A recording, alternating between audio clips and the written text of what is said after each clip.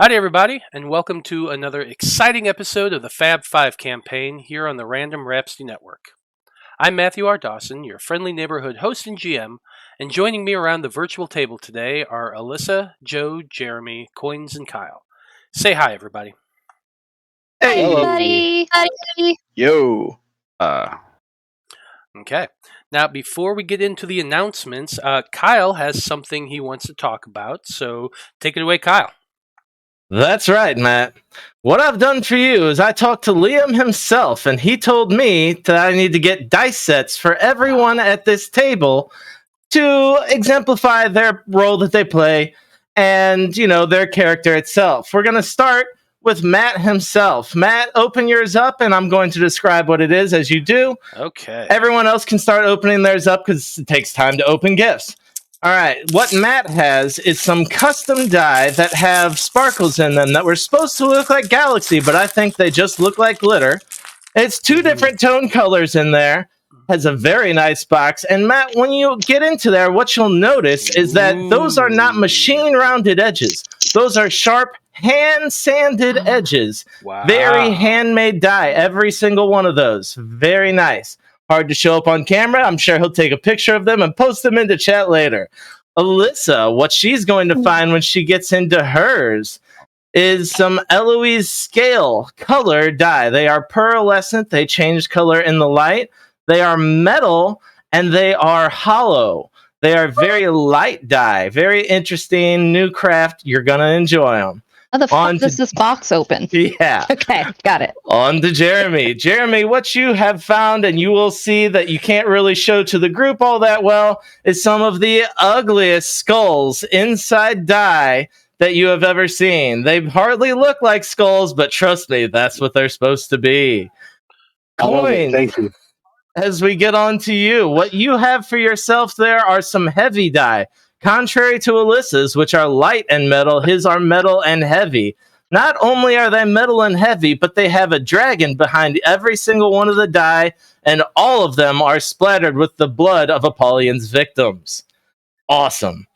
On to Joe. Joe, what you've gotten there are some uniquely rogue-specific shaped die, including a dagger, an arrow, a diamond, a satchel, and several other things that only a rogue could use.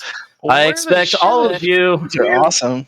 I expect all of you to take your die, put them into a nice picture surrounded by our very unique Random Rhapsody D6s, and send them all to Matt so he can post them all on our Facebook page. Back to you, Matt. Oh, by the way, Liam told me all I get is some extra whiskey this year. Oh God, is it gonna show? It's like it's just see-through metal cool. With blue numbers. Oh, very it's out of focus. I'm so sorry. The oddest fucking dice I've ever seen. These are weird. Like the D20 is a cool little barrel and shit. That's awesome. What do you get for the guy who collects die? I knew he had a lot of different type of die. I had to get something unique for a die collector. I've definitely never seen something like that. I liked it. There's like a black swirl in here that looks like smoke or like a black fog. It's really cool in these dice. I don't know if you could tell from the. Those are the closest thing I could find to necromantic die. Yeah, I thought those were pretty unique. Yeah, it's got a awesome. dragon on the front. Matt, as another planar being, yours are supposed to be galactic, but you tell me, do those look like galaxies or just little glitter? They look cool, yeah. It's really cool. It's got the coloration that kind of remind me of the galaxy when you look at it from a distance. I got the little flecks of everything in there. It looks kind of bluish and purplish. I like it. These are very cool. And yeah, these points are sharp as fuck. I can feel them. Super, super smooth too. Very, very cool. Merry Christmas to everybody from Liam. Well, thank you very much, Liam and Kyle. We appreciate it very much. Hell yeah.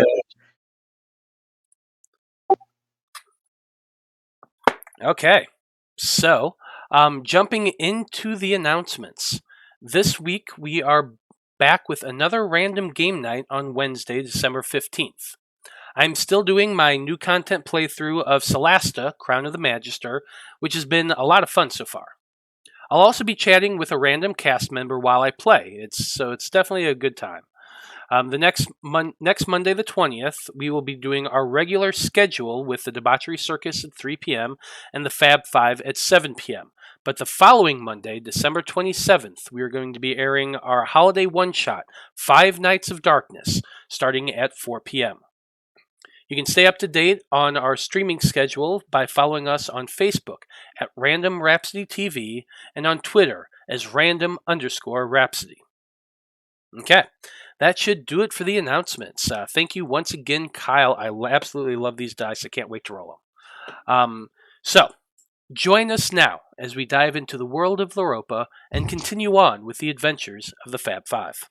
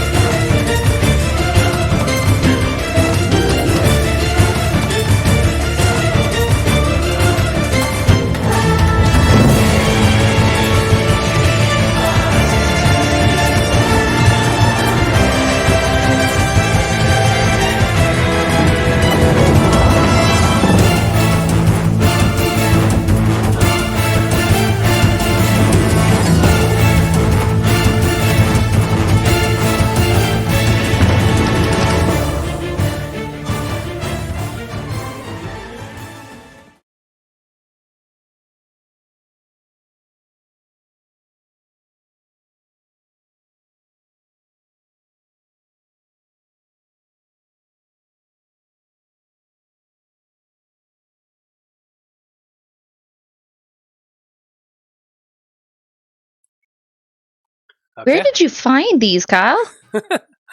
Amazon! Well, now that we just plugged Amazon, we're back. So when we last left off, the Faab Five were seeking an enchanted glaive they needed to end the scourge of wraiths that had devastated Bradfordshire. The squad had followed the sound of a man screaming to a cavern filled with lava. The sharp eyes of Blood from a Stone caught sight of the glaive, dangling precariously on a downward slope towards that lava, and he hurried to retrieve it. While the Tabaxi rescued the artifact, the confused Liam went down a different path, one that was a nest to a group of gigantic spiders. To make matters worse, the lava near Blood was home to a trio of salamanders that seemed to object to his taking the glaive. Caught between two vicious adversaries, the squad made a hasty retreat as hasty a treat as they could muster. I fucked that up a little bit. Alternating between holding the enemies back and retreating from their attacks. Eventually, the team made it over the stream of water in a previous chamber behind them. While this was going on, Eloise received a shock of her own when a message came unbidden to her ears and a flash of magical fire threatened to burn down the bedroom where she was and her father were keeping the wounded Elvis Preslor. Fortunately for them all, both she and Vulcan managed to extinguish the flames before it killed all of them. And so, Faab Five. Eventually, you all returned to the keep. True to your nature, you ransacked the injured dwarf's home, while Veil set upon the task of resummoning his familiar Jareth. Vulcan had returned to Preslor's bedchamber while you all regrouped to examine the loot you had piled up.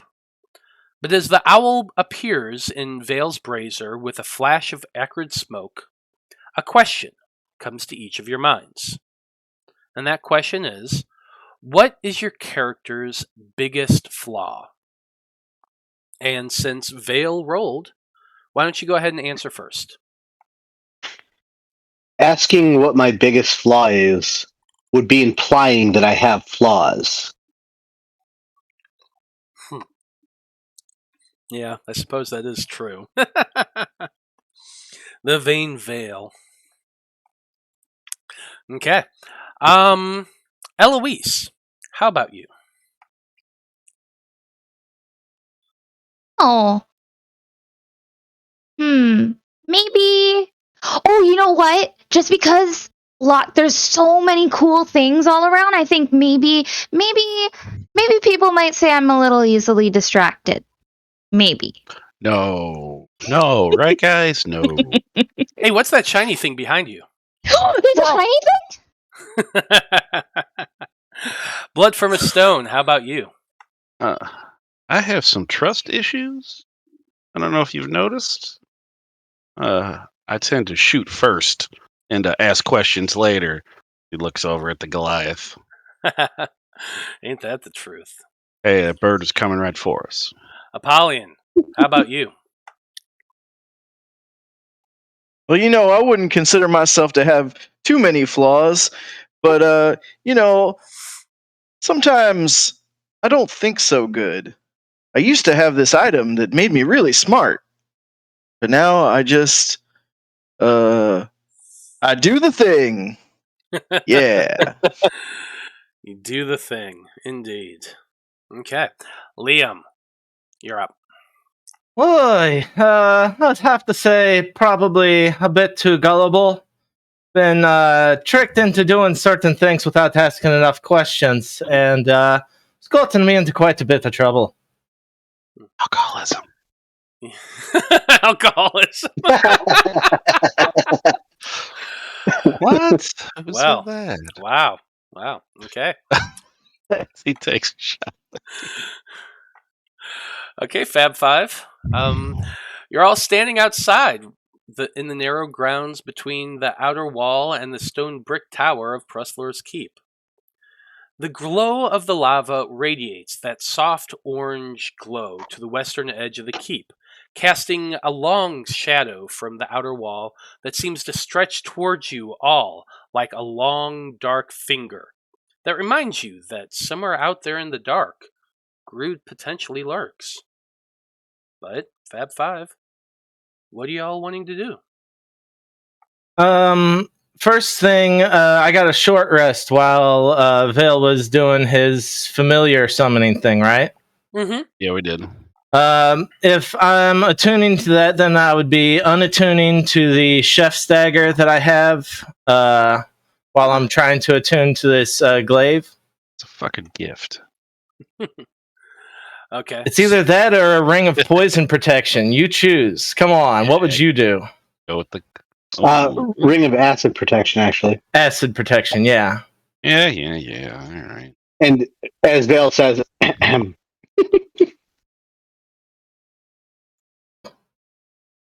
wait, do you want that back? I'll take it off and flick it, although I've already unattuned from the knife, so now all I have is my flail. Alright, fine. Do I see... Wait, you could still use it if you want. No, you gestured for it. You want it back. Fine, take it. I don't care. Is Eloise around anywhere? Eloise, where are you right now? You had seen your friends had kind of gone in and looked around the tower quite a bit. What were you doing? Yeah, no, me and was it Blood? Me and someone, we went and kind of explored the rest of the place. Yes. So I'm not stealing. So your group is heading you're all probably headed out of the keep at that point. You'd finished searching the entire place. You found the hidden safe behind the painting. You found the chest underneath the desk. You found the weapons in the little mini forge in the back area of the keep, and y'all have kind of come back and regrouped out in the front between the outer wall and the inner keep. Oh, hey, Eloise. Any chance you want to post some of those flyers up in here? Exploded? The fire? It exploded. Mm-hmm. Yeah. And then someone's. Do you remember? Do you remember that guy with the yellow hair? And he had that loot. He said Mitchell sends his regards. I'm gonna try. Oh, I guess I can't. Oh, fiddlesticks. Well, no, Morag is closer than. I'm gonna try sending Mitchell a message tomorrow, an animal message, or just to make sure he's okay. He said Mitchell sends his regards. Mm-hmm. And then the bag exploded. Basically.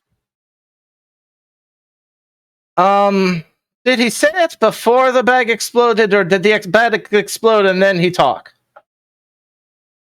It exploded after he talked. Huh. Yeah, that's not good.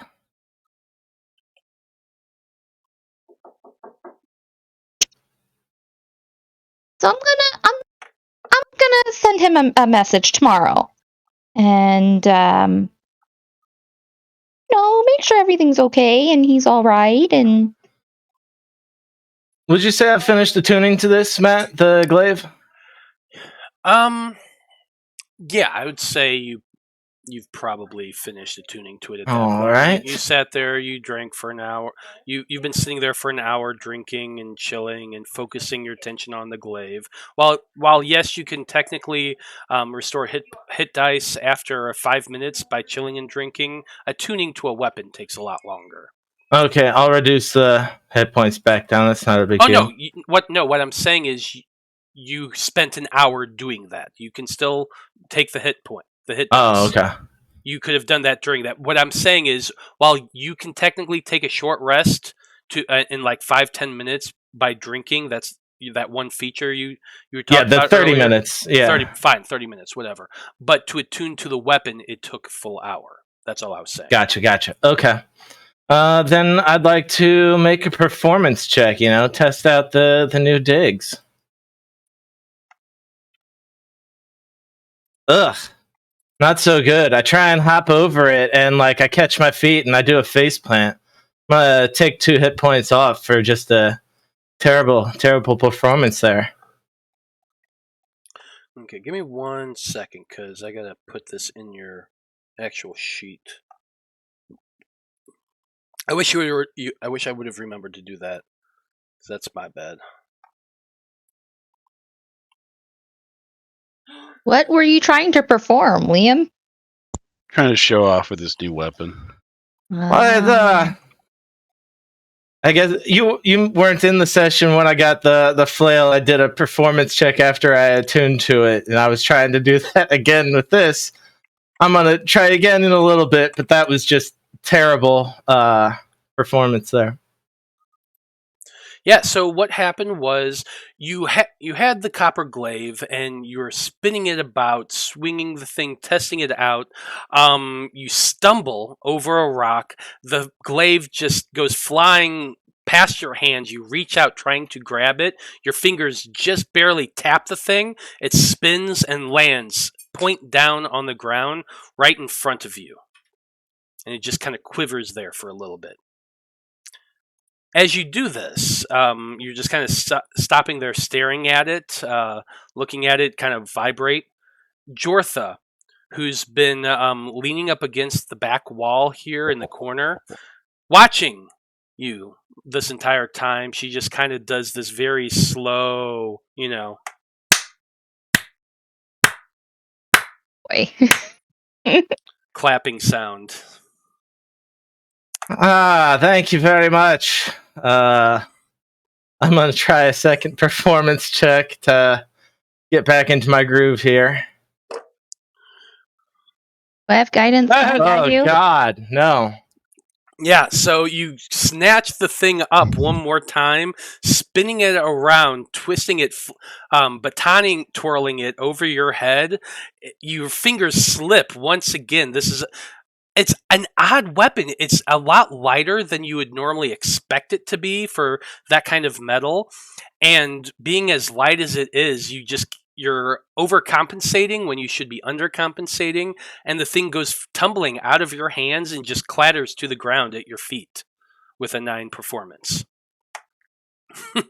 Jortha just kind of chuckles a little bit, and you watch her eyes go back from Veil, who's sitting there surrounded by his zombies, with the owl now standing on the edge of the brazier, kind of ruffling his feathers and rubbing up against Veil.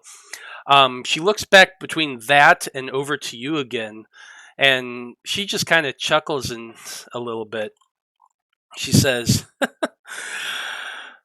between your long-haired friend there and you certainly make up an interesting example of Roko and Elmindara, don't you? Roko and Elmindara, of course. Yeah, those two, quite the chuckle pair. Obviously, who you're talking about. Yeah, I have no idea what she's talking about. What is she talking about? You saying you say that out loud? Yeah, you say yeah. Like, what? I don't. What is that? What are you talking about? She just kind of smirks a little bit and gives Liam a knowing look, while Liam, you're just like kind of babbling. What? I don't know what the hell you're talking about. It's some weird monk shit. I get. All right, fine. Have your own club. I don't care. It's a story that was told to the youngsters who join the monastery. Liam, I'm sure you've heard it told many times, but it does not surprise me in the least that you couldn't remember the names. Only remember things that are important, love. Oh. If you want to share it, we're all ears right now.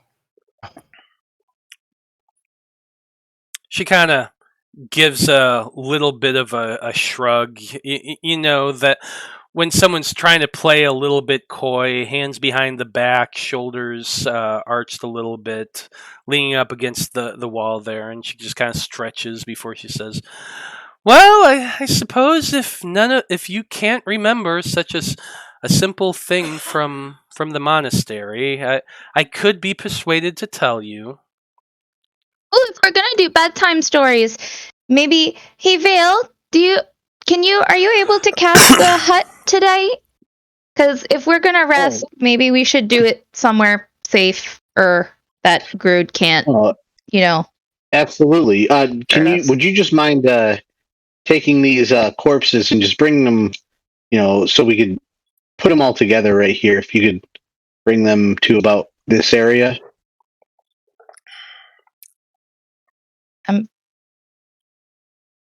See these 4 corpses around? Just so we can keep them in the hut. I'm very interested in hearing the story. Keep them in the hut. And I kind of ask smell. Apollyon if he could too. I don't have the strength right now, I say. And they soiled themselves. I don't want to put them in the hut. Oh, okay. Then maybe if you just help me get them closer to me, within 10 feet, I'd say. Why? And I'll give a persuasion. This could be. That's a 14. Go ahead and roll an insight check, Eloise. Or anything you think would be better for you to roll. Why can't you have your zombies do the nasty work?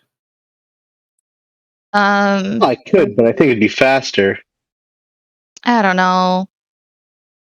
Perception, insight. Whatever you want to roll. Okay.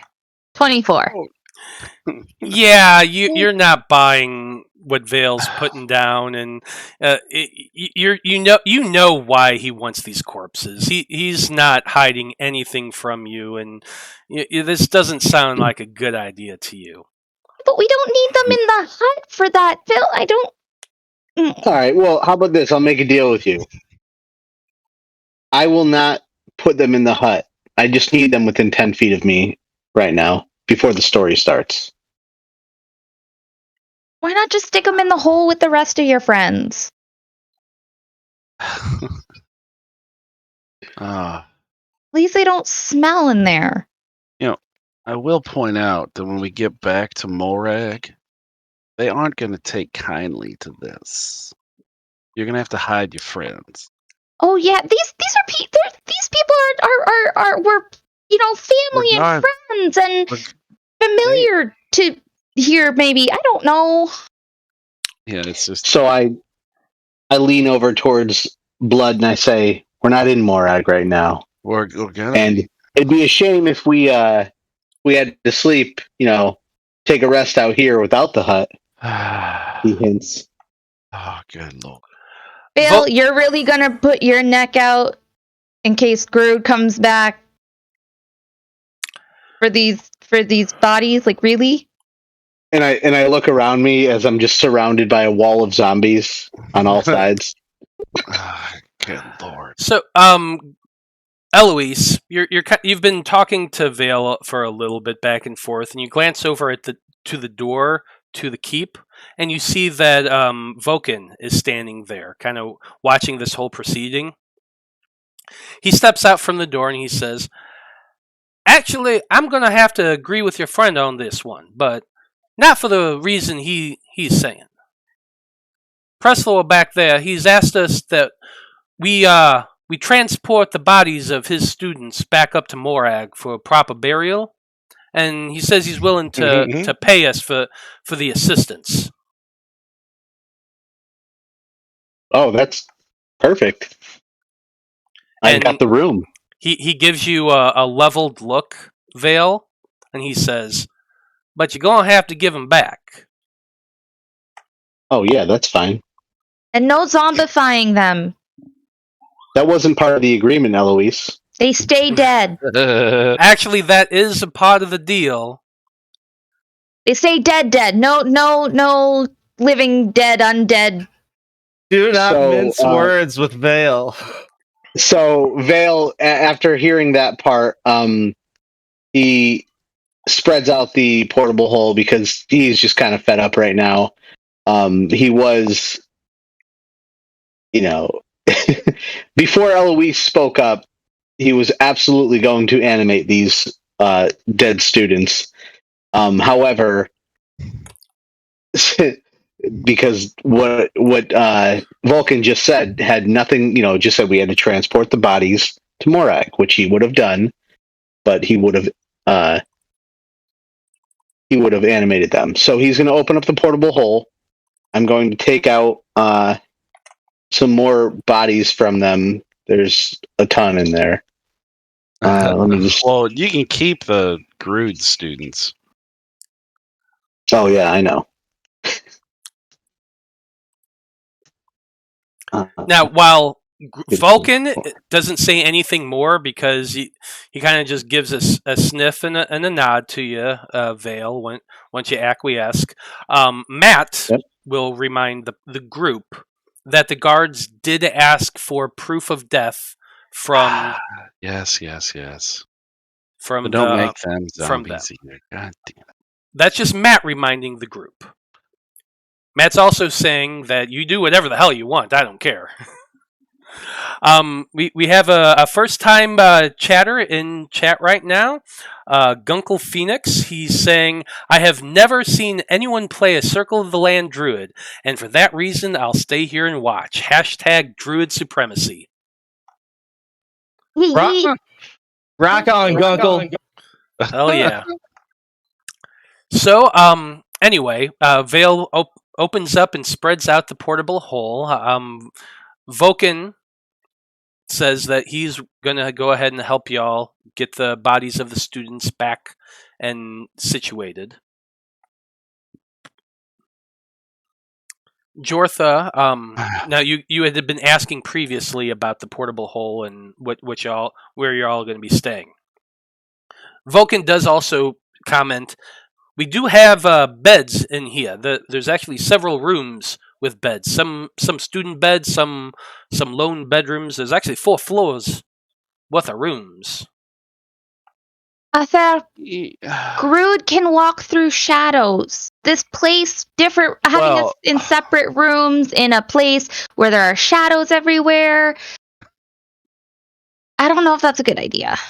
Well, I mean, now to think about it, couldn't he just jump into a shadow inside the portable hole? Or inside the, not the portable hole, the hut? Well, no, because I think the hut is a sphere, right? So no, it's no just matter. a dome. Oh. But he still won't be able to enter it. Is that ability can't transfer? He will not be able to enter it. I was gonna say, Yeah, he shouldn't be able to I'll pass pull it through up for it. you. Well, I'll pull 'cause, it I up for mean, you. somebody was able to get messages through it before. I didn't know how. I don't do magic. It's not my thing. Yeah, but I track messages people and I kill people. That's about all I do. messages aren't like physical presence. Well, it's still magic. All other creatures and objects are barred from passing through it. Well, all right. Then he can't jump through. So I'd rather sleep in that than so. Oh yeah, I love that tiny little hut. So cozy. Yay, snuggles! Now, does it have to specifically be in an open area, or can it could we go into one of the bedrooms with multiple beds and then you set it up? I suppose if it fits. Does Says- it? I mean, it says It says 10 medium creatures can fit, so. No, 9 creatures. It doesn't say Does anything not about have- like walls stopping it or anything like that. No. Does it? Oh. no, it doesn't. Then I would say that you could probably go into a large enough room and cast it, and while you guys would have to physically go around doors and through walls, and you can't go through walls and things like that, the dome itself probably would. Yeah, it just says it fails if the area includes a larger creature or more than 9 creatures. Then yeah, you Well, could we've probably go got- into a bedroom and cast it. Is what I'm saying. Yeah, I would Got assume 8 so. creatures. So, as for 4 dead cultists that have just been sitting in the hole for a while now, as they dump out of the hole, I fold it back up, and I will cast Animate Dead on them. They probably smell delicious. Oh, they smell God. terrible. They're kind of clammy and fishy smelling from being underwater for so long, and then being Ooh, that's animated. nasty. Yeah. I think he'll just Oh, be and like, it must be so much more extra oozy because they were so waterlogged. Definitely, Yeah. definitely. So, the skin is definitely sloughing off, and as they walk, you're seeing like just bits. And I just made Alyssa gag on camera, so Before you close your hole up, in your chest, there's shit to make these things smell better. There's perfumes and colognes and shit. I got that for you. Use it, please. So, Vale will just look at Blood as he pleads that and continues to close the hole. Snap your And fingers. Do your weird shit. Make them smell better. Come on. And then he casts Prestidigitation on Blood's upper lip. Make it strawberries. What does Blood's upper And lip it's- smell like? And it's strawberries. There we Fresh, wild strawberries. go. That's better. so you're And, collecting. So go ahead. I was gonna say, yeah, it's he kind of looks towards Blood and says, "I'm not getting soft. I just don't want to hear you, bitch." Oh, I am so gonna kill you one day. But I like you for now. Vale, do you even still have a sense of smell? Watch it, Elf. Yeah, and I just decay. You ever see the Robert Downey Jr. version of Sherlock Holmes? Mhm. Yes. There's this one scene where he's in this place where they're doing experiments, and he goes, the smell of putrefaction. Oh, the dead frog. Yeah, Yeah. yeah. Anyway, so Gross. so you gather up the bodies of the fallen students. There are 1, 2, 3, 4, 5, 6. I think there were like 6 or 7. 1, 2. 1, 2, 3. Yeah, 4, one on the wall 5, over here. 6. There are 6 student corpses. There are 6. I can round those up for you real quick. 6 dwarfs. There are 4 of the shadow cultists that you had killed. Yeah, 1 burned up. Well, 2 One- burned up. 2 burned up now. And then Grood, wherever he is. We gotta find him, kill him. He's watching you Are all we gonna right now. try to hunt top- Grood the down, very or are top we of the going keep, back to looking down. Morag? No, I we're think going back Pretz- to more. I'd say let's head back because I mean, right now it might be. I mean, I want to kill him. We just don't have the time, and the but, shadows are his friend. There's no telling how long that could take. It just seems It's like we're late making right now, more right? enemies than friends. I wouldn't want to see him at SummerSlam. If you know what I mean. I have no idea what SummerSlam is, but Jortha kind of now- raised her hand too, and it's like, "What is SummerSlam?" The Sorry, go tournament ahead. in the Margarden Federation. What are you guys living under a rock? Oh wait. no, I lived in the forest. How many But, knockouts are Apollyon? And beside a mountain. Well, sometimes inside the mountain, but that's beside the point.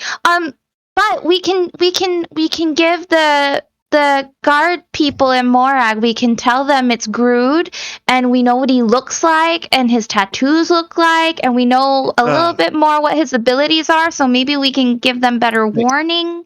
Maybe you don't tell him exactly what his tattoos look like as he points towards Vulcan. It's like somebody has those same ones and kind of looks just like him. Except that Wait, Grood how much has is the reward changed his tattoos. exactly? He added tattoos, and also Grood's bigger. You've been sheltered when you tell someone that a murderer has certain features and then someone has similar features. It's not a good idea. I'm just warning you. They might look at him a little funny. Well, why would we have him with us then? No, we've got Presslor. Presslor will be able to testify as to exactly what he looks like, and that Vulcan helped him. I don't think there will be any confusion there. Ah, see? Vulcan, who's been Clearly, kind he's of never been arrested. Vulcan's been helping out drag all the bodies back, and he says, "Now I have spent some time speaking with Presslaw. He has a interesting story to tell, but that put a little bit of thoughts in my mind. He has asked that we take him back to Morag and that we deliver him to the Red God. So I fully plan on bringing him back with us as well. Mhm. I haven't. I can cast a spell to get him there. That's no problem. So we can get him back to Morag and get him in front of those Red Gods and drop off his students, and then be done with this place." Heck yeah. Unless Vale, was there anywhere you wanted to go while we were down here? I did want to collect some mushrooms, but we've got more pressing matters, and I'm sure we'll return here someday. Well, I mean, this space, it's got a lava river, so I think it's a little too dry for mushrooms to grow here. Well, At you least don't right remember here. that room full of fucking mushrooms? He wasn't there. What room full of Oh. mushrooms? Okay. Those weren't the ones I was looking for. Well, there was a room full of mushrooms. It fucked me and Liam up. Did? Very much so. I'm just interested in getting a rest before we do any more adventuring. Wait, you're Yeah, telling me it's probably- mushrooms hurt you? Are they the kind that trip up your mind? Because you can have some fun with those. I ain't gonna lie. Well, I was they gonna tripped up. say, they gave me some a few years ago, and they were fun. Well, let's just say I tried to stab Apollyon twice.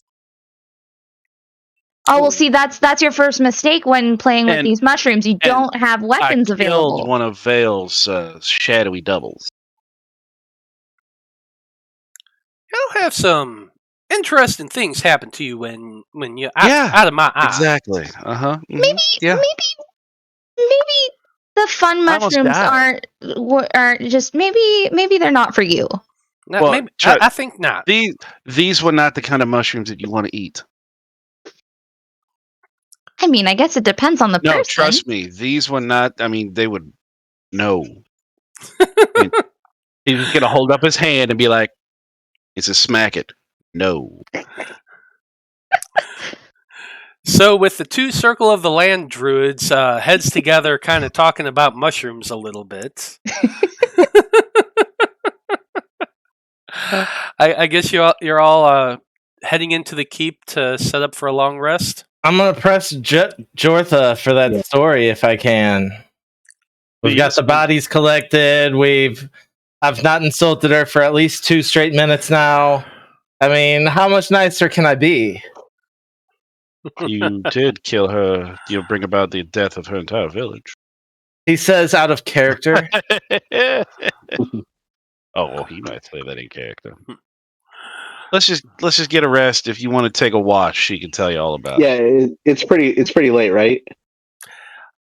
It is very late, actually. I'm going to say at this point, all of you are right at that point where you're going to start collecting points of exhaustion. Technically, you would have one right now, but since you're going to be taking a long rest, it would just erase it. So we're not going to focus on that too much, unless you want to stay up later, and then we'll have that conversation. Let's find a room. Let's set up the hut. We'll figure out who's taking what watches, and then we'll hear Jortha's story and maybe Pressler's story too before we travel. So, I'm going to suggest we don't do any watches because I feel like if we can get in that dome, we're going to get there's going to be whoever's taking a watch is probably going to take points of exhaustion. No. I mean, we usually get a long rest even if we get a watch. Gets rid of that point of exhaustion you're speaking of. Yeah. Okay. So everyone is going to have a point of exhaustion while they take their while they take their watch for the long rest. But when they take when you sleep for the night, that point goes away.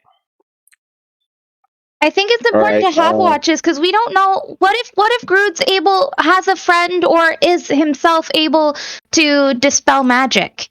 Then the hut will disappear and we become vulnerable again. And if we're all sleeping, then we won't know. Well, it's not that I've seen him do in the past.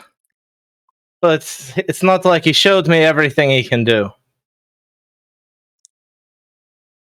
Okay. Were you surprised by anything tonight?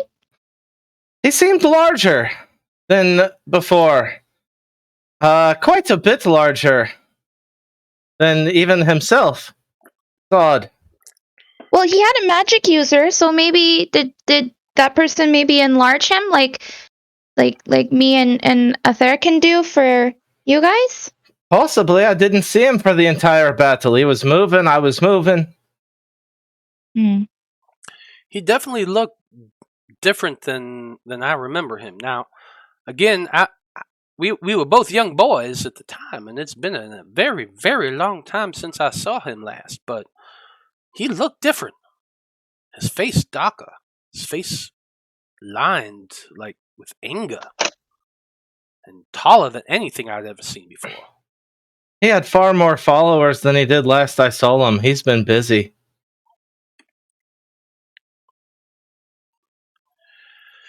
Either that or you just never saw how many he had. Either or, I suppose. If we go and stay under the dome, I suggest we take Preslow along with us too.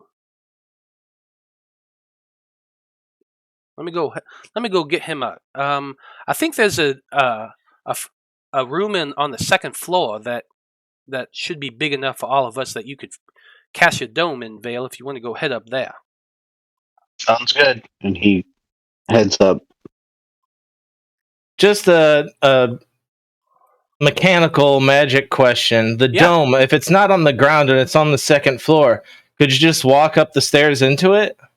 If you cast it right at the stairs, maybe, but I'm just saying you need it's not a magical floor. It's just a dome that connects to whatever floor it's attached to. Is that how it works?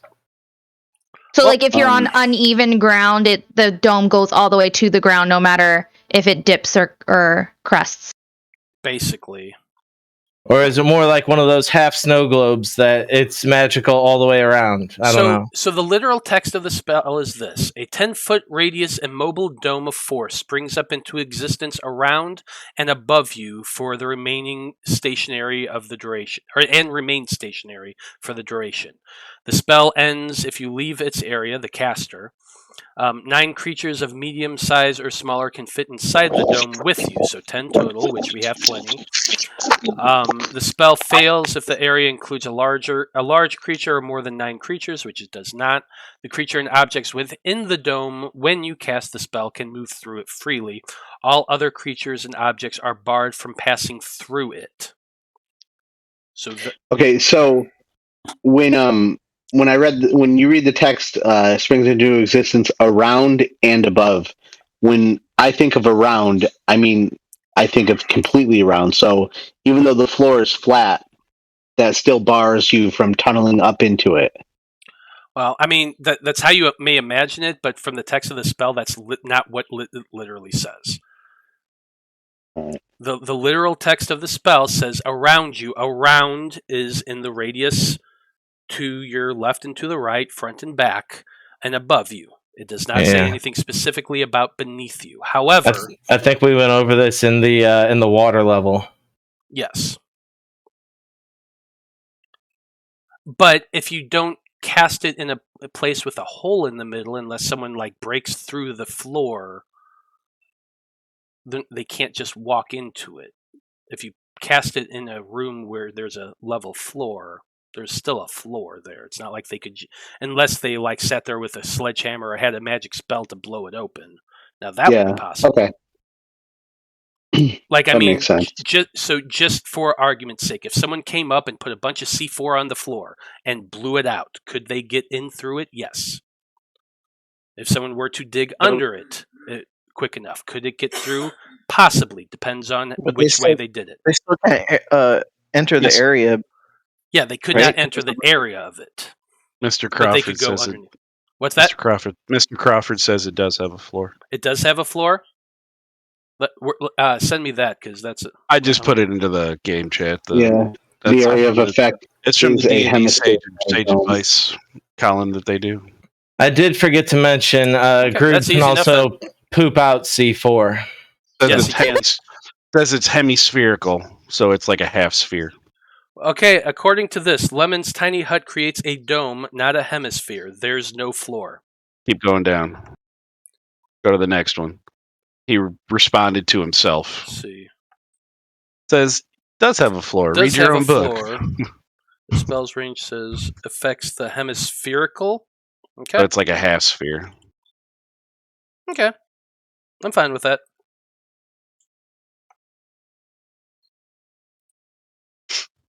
Ugh. Anyway, but you can find a room, as we're debating C4 that doesn't exist. You can find a large enough room that you could cast the dome, and all, how many of you? 5, 6, 7, 8 of you can fit in the dome with no problem. I suppose Liam's going to want his buddy, so the skeleton makes 9. Absolutely. It's got to have somebody to drink with. Never needed that before, but all right. So, with the dome cast and everyone probably lighting some lighting implements to make sure that the dome is fully lit, just in case Groot tries to teleport past it or some crazy shit like that. You all settle in, sit down, and Jortha finally says, "The story of Elmindara and Roko is a sad story that old Master Dakian used to tell the young students. The story goes that when the first man and first elf walked upon the surface of Loroupa, the lands were wild and untamed. Ferocious beasts had ravaged the land for eons, making it next to impossible for any but the bravest and most clever souls to venture into. But that was what Roko and Elmindara were, the bravest souls of the 5 prime races. Together they traveled, adventuring far and wide, taming the land once again so that the people could return. But time, as we know, weighs heavier upon man than it does elves. Roko grew older, his time drew short, but Elmindara could not bear the thought of traveling Loroupa without him. Her fears of abandonment led her to places that few would tread and practices better left forgotten. She became obsessed with halting death, and she kind of glances over at Veil for a moment when she said the last line. Where was I? She became obsessed with halting death and hindering age and the reanimation of the lost. Roko could only look on in sorrow, unable to face the reality of those things her experiments wrought. Eventually, he cried out in anguish, "How can I help my friend accept which must come? How can I face her after what she has done?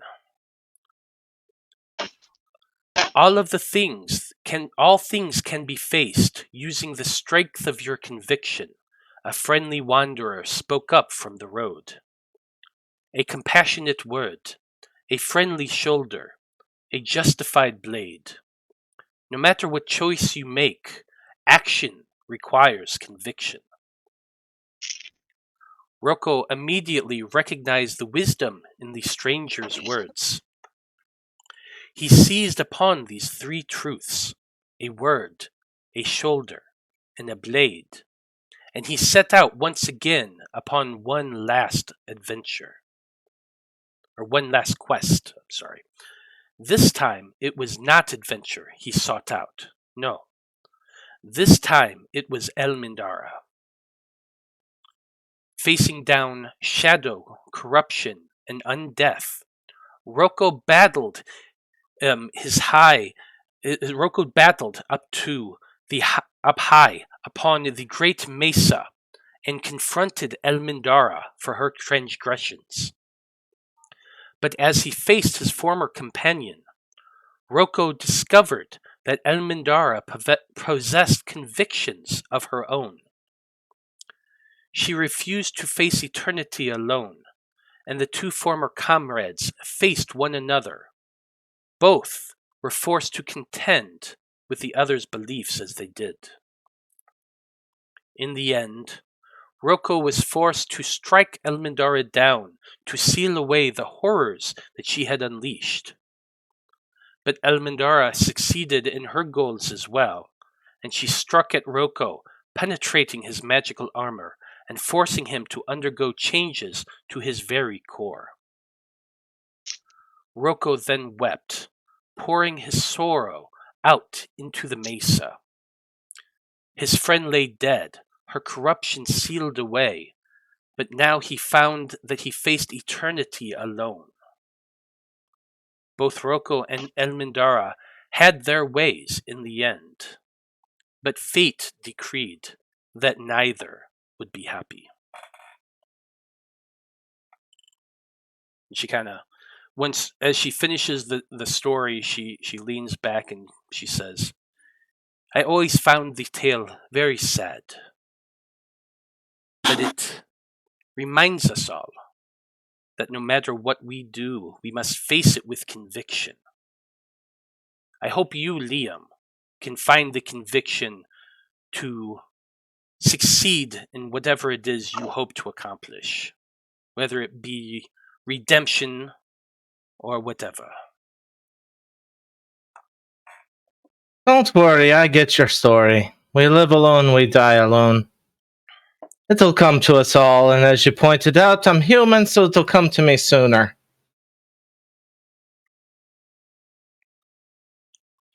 Me not much longer. I may be of elven stock, but I am human as well.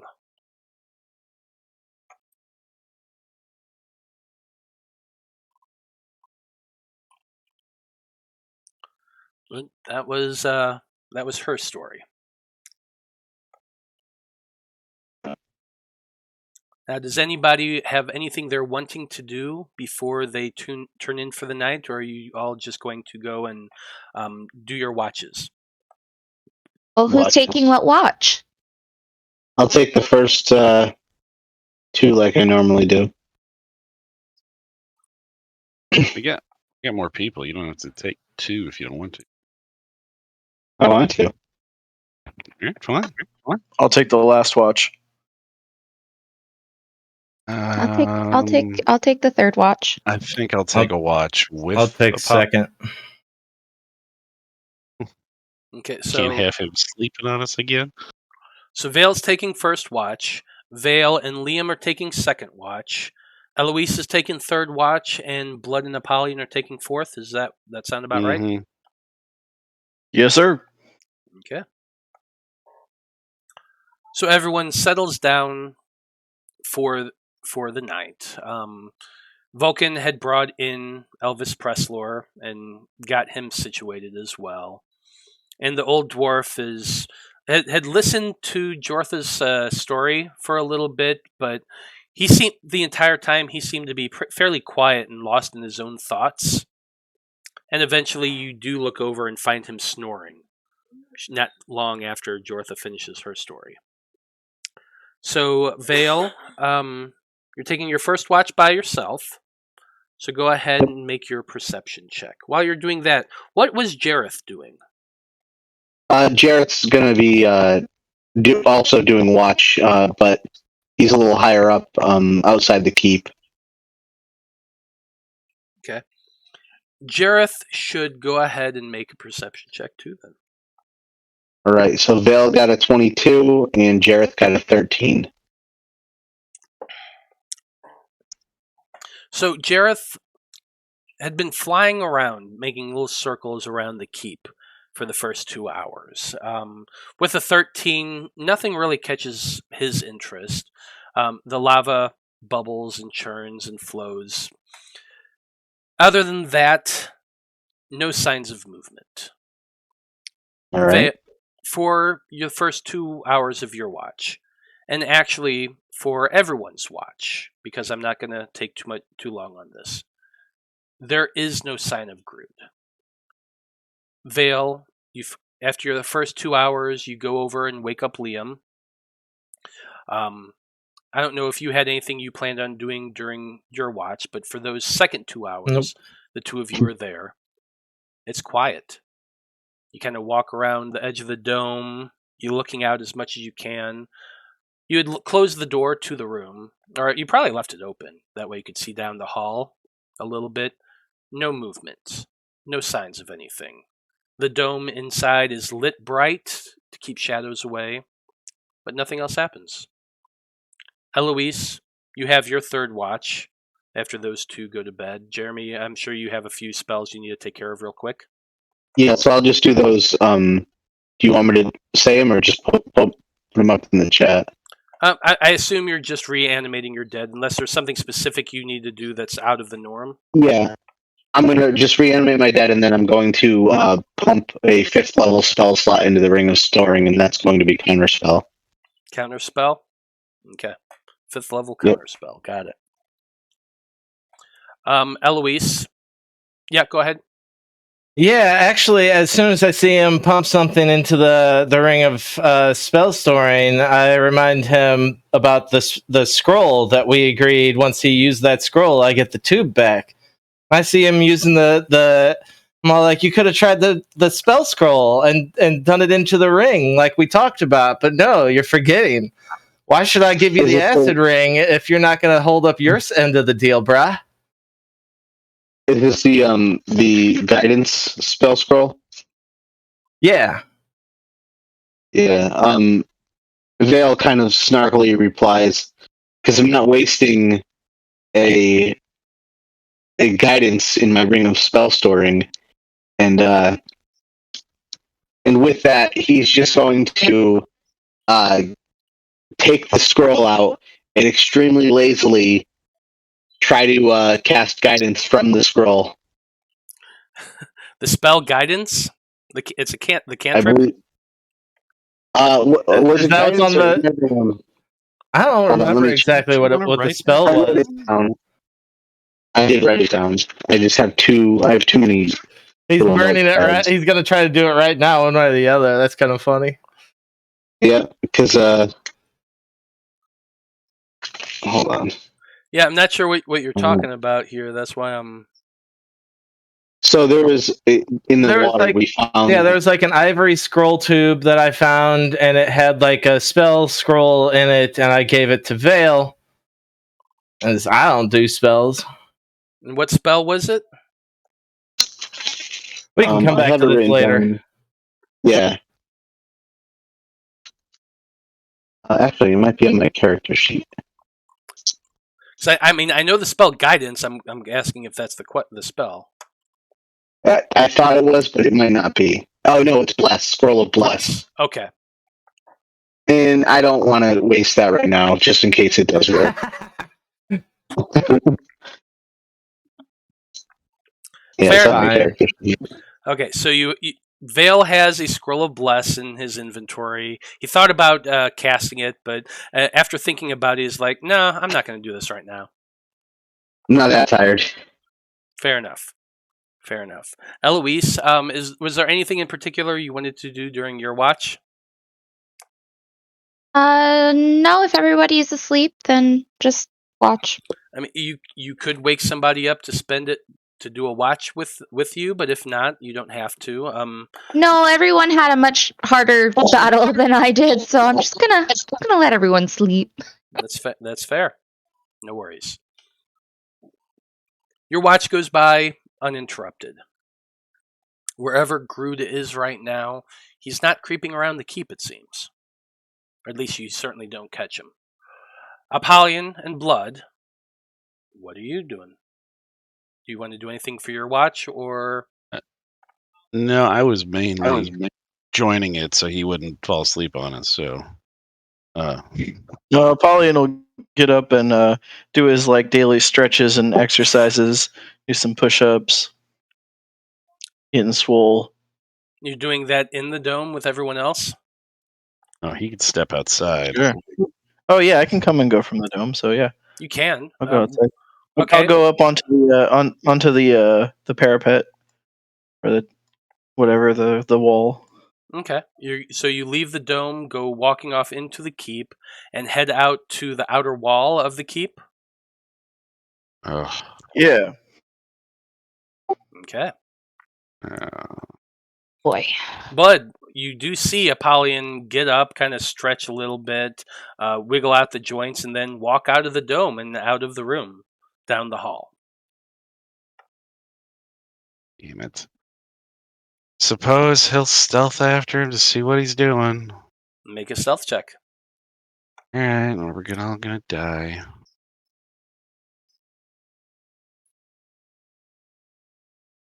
That's 23. Okay. Very quietly, you just sneak along behind as Apollyon boldly walks out to the stairs, down to the first floor, out of the keep itself, over to the wall, up the stairs once again, and onto the parapet. Go ahead, Apollyon, give me an athletics check with advantage.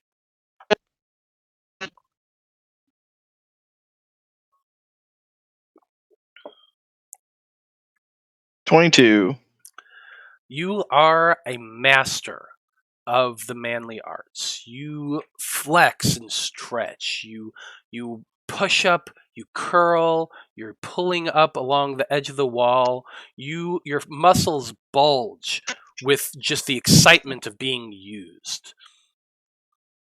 Blood, you just kind of sit there and watch with your head on your Grossed eyes, out. just like you are right now, watching Apollyon do his little exercise routine. Go ahead and make a perception check for me.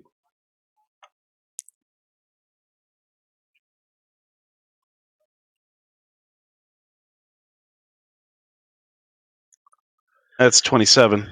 You're looking around, watching the area as Apollyon is up there flexing and working out his muscles, and you see a bit of motion at the top of the keep. Okay. And is it close? Because my kid was talking to me for a second there. Is it close to Apollyon, or I just see it? No, on the top of the keep itself. Top of the keep, okay. Apollyon's been on the parapet outside around, out on the outer wall at the very top of the keep, the very, very top of it. For a second, you thought you saw a blur of motion. All right. Can, How far? I guess if I'm in the doorway, like here, the walls are how far up? 50 feet. The walls of the outer wall are 50 Okay. feet. So The keep itself is a tower that's 4 stories okay. tall. And that's where I see the movement is up That's there. where you saw the movement. Okay. Well, I mean, how far from the doorway is Apollyon? Oh, he's out on the outer wall. Shit. He's up top there. You can see him. Where you're standing right now on the map, and where he's standing is exactly accurate. I think he would just Can Jareth do a perception check? Well, I mean, you're asleep right now, Veil, but Jareth is flying around. Go ahead and make a perception check with Jareth as he's circling around overhead. That's a big 7. Jareth circles once again around the top of the keep, and he's gazing down, and he can see Apollyon there on the top of the rampart, doing his push-ups right now. He's doing those upside down push-ups where his feet are upright in the air, and he's like just pushing up and down. Jareth can see that. That's really all he can see right now. That's the only movement coming in his area. Is the wall completely made of stone, or are there any kind of like wood structures on top of any kind? Completely made of stone. It is that worked dwarven stone that is so well made that you can't barely even see any seams or anything. No.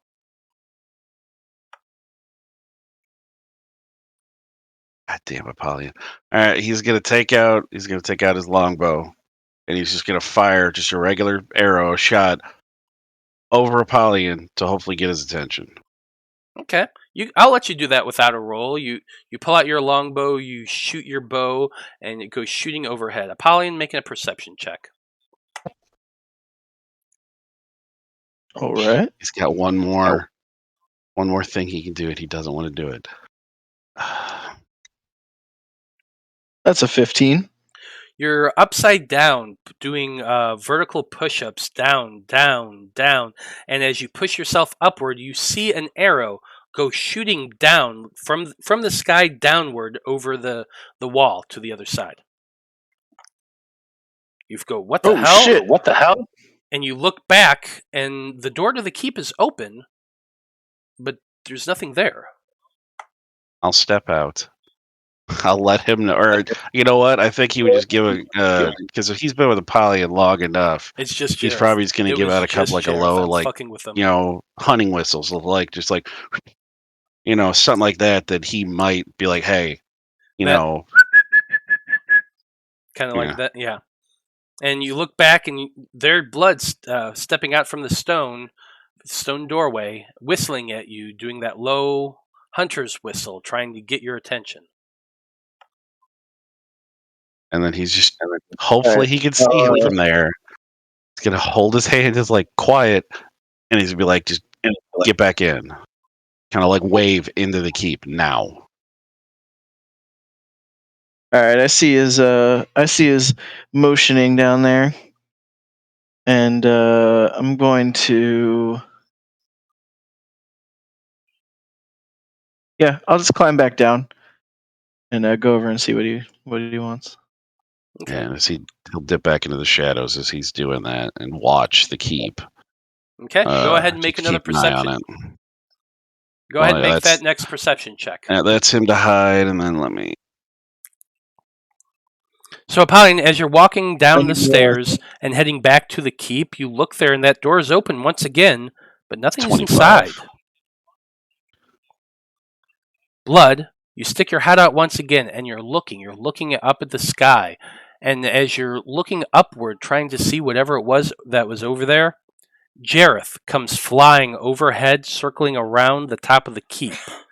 And you just stop. Be that fucking bird. And you just look up there, and that's exactly what you thought.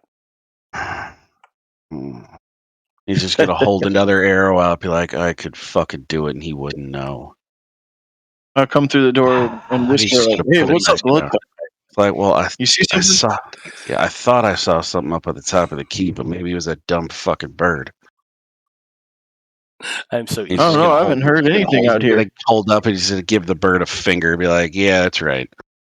Well, Grood moves And pretty Jared, quietly. with his bald, a bald talon, he kind of just pops it in the I'll allow it. I'm like, I don't think we should be outside the walls right now, bud. Okay, because that may have been that bird I just saw just now, but I mean, Groot is still out here. Not to mention, Eloise said she heard fucking Golden Tongue's voice in her head. So I'm a little on edge right now, buddy. Let's head back inside, okay? All right, you got it, bud. Okay. So the two of you head back into the keep, retreating to the safety of the dome once again. As you do,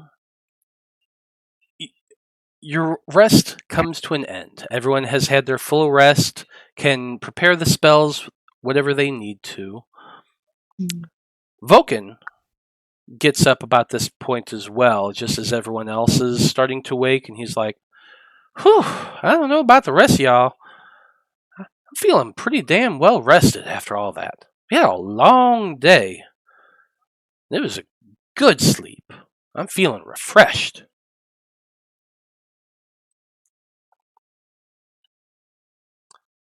Anyway, Good.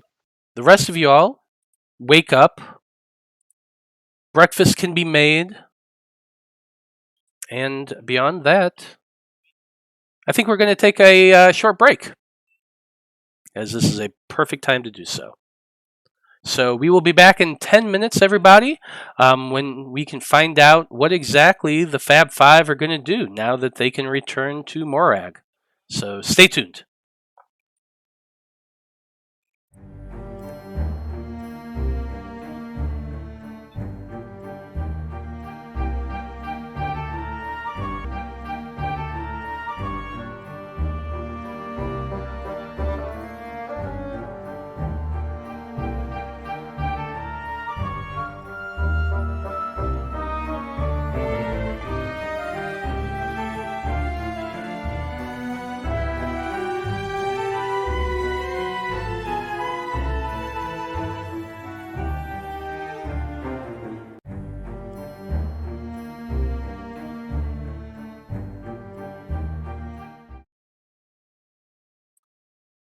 Okay, we're back, everybody. When we last left off, the Faab Five had finally taken their long rest, long needed and well deserved rest, after the events of the day in the Underdark. With everybody rested and woken up once again, your spells have been prepared, your hit points have been restored. Probably Apollyon and Blood set about making some breakfast while everyone was getting up. But the day is yours. So, what are you wanting to do? Immediately, Eloise is gonna go outside Mm-hmm. and look for she's gonna recast dark vision on herself. Yep. And then hang on, let me get rid of this. Vulcan's gonna have to do the same thing. Yeah. And then is going to see if she can find any sort of small flying animal that is not Jareth. Make a perception check. Okie dokie. Actually, I honestly, never mind. You don't need to make a perception check. You're in the Underdark. It's a giant fucking cave. Even with your 60 feet of dark vision, you haven't seen a flying anything since you've been down here. Shit. Other than those cloakers you flew by a while ago, like the day beforehand. Other than that, you haven't seen any signs of bats or anything. Which, now that you're thinking about it, may be a bit surprising, because you've lived in the mountains and you've been in caves. The Underdark's a little bit different. Okay, I guess I can't do the thing I wanted to do. Never mind. I'm sitting there regaining the balance with this glaive, trying to find the center point, trying to get used to its weight. I'm gonna get ready to try this performance check one more time. Oh yeah, I guided You. Vulcan Remember. gets up while you were looking around, Eloise, and he questions what you're doing, and then he mentions, you might want to wait till we get outside the mountain, and once we're out there, find a bud. Yeah. All right. Performance check. The glaive. Here we go again. You have a D4. All right. 15 plus a D4. 19. Okay. With a 19, you're stretching, you're limbering yourself up. You have the glaive in your hand. You begin with a simple spin, a baton twirl between the fingers. If I may this time? Go for it. Yeah. So as he starts a little bit slower and he picks up speed, it starts to look like a really fancy sign spinner. Like, he puts it onto his back, it spins one way, he spins the other way, he catches the glaive, does a little flip with it. He looks like one of those fancy sign spinners when he's doing this. Okay. And finally, once you finish with that last spin, you grab the glaive up and stop and put the butt of it down onto the ground. And you feel at least you have an idea of how to work with this weapon. You're getting used to the balance, you're getting used to the lack of weight the weapon has, and you're feeling at least a little more confident now with it. Good enough. I'll take it. Yeah, 19's a pretty good roll. Okay. Vulcan escorts Elvis Preslor out of the keep once again. He looks around, the dwarf looks around at each of you, and he kind of says, I appreciate you coming down here and rescuing me. Vulcan here says it wasn't what you came down here for, but I appreciate it all the same.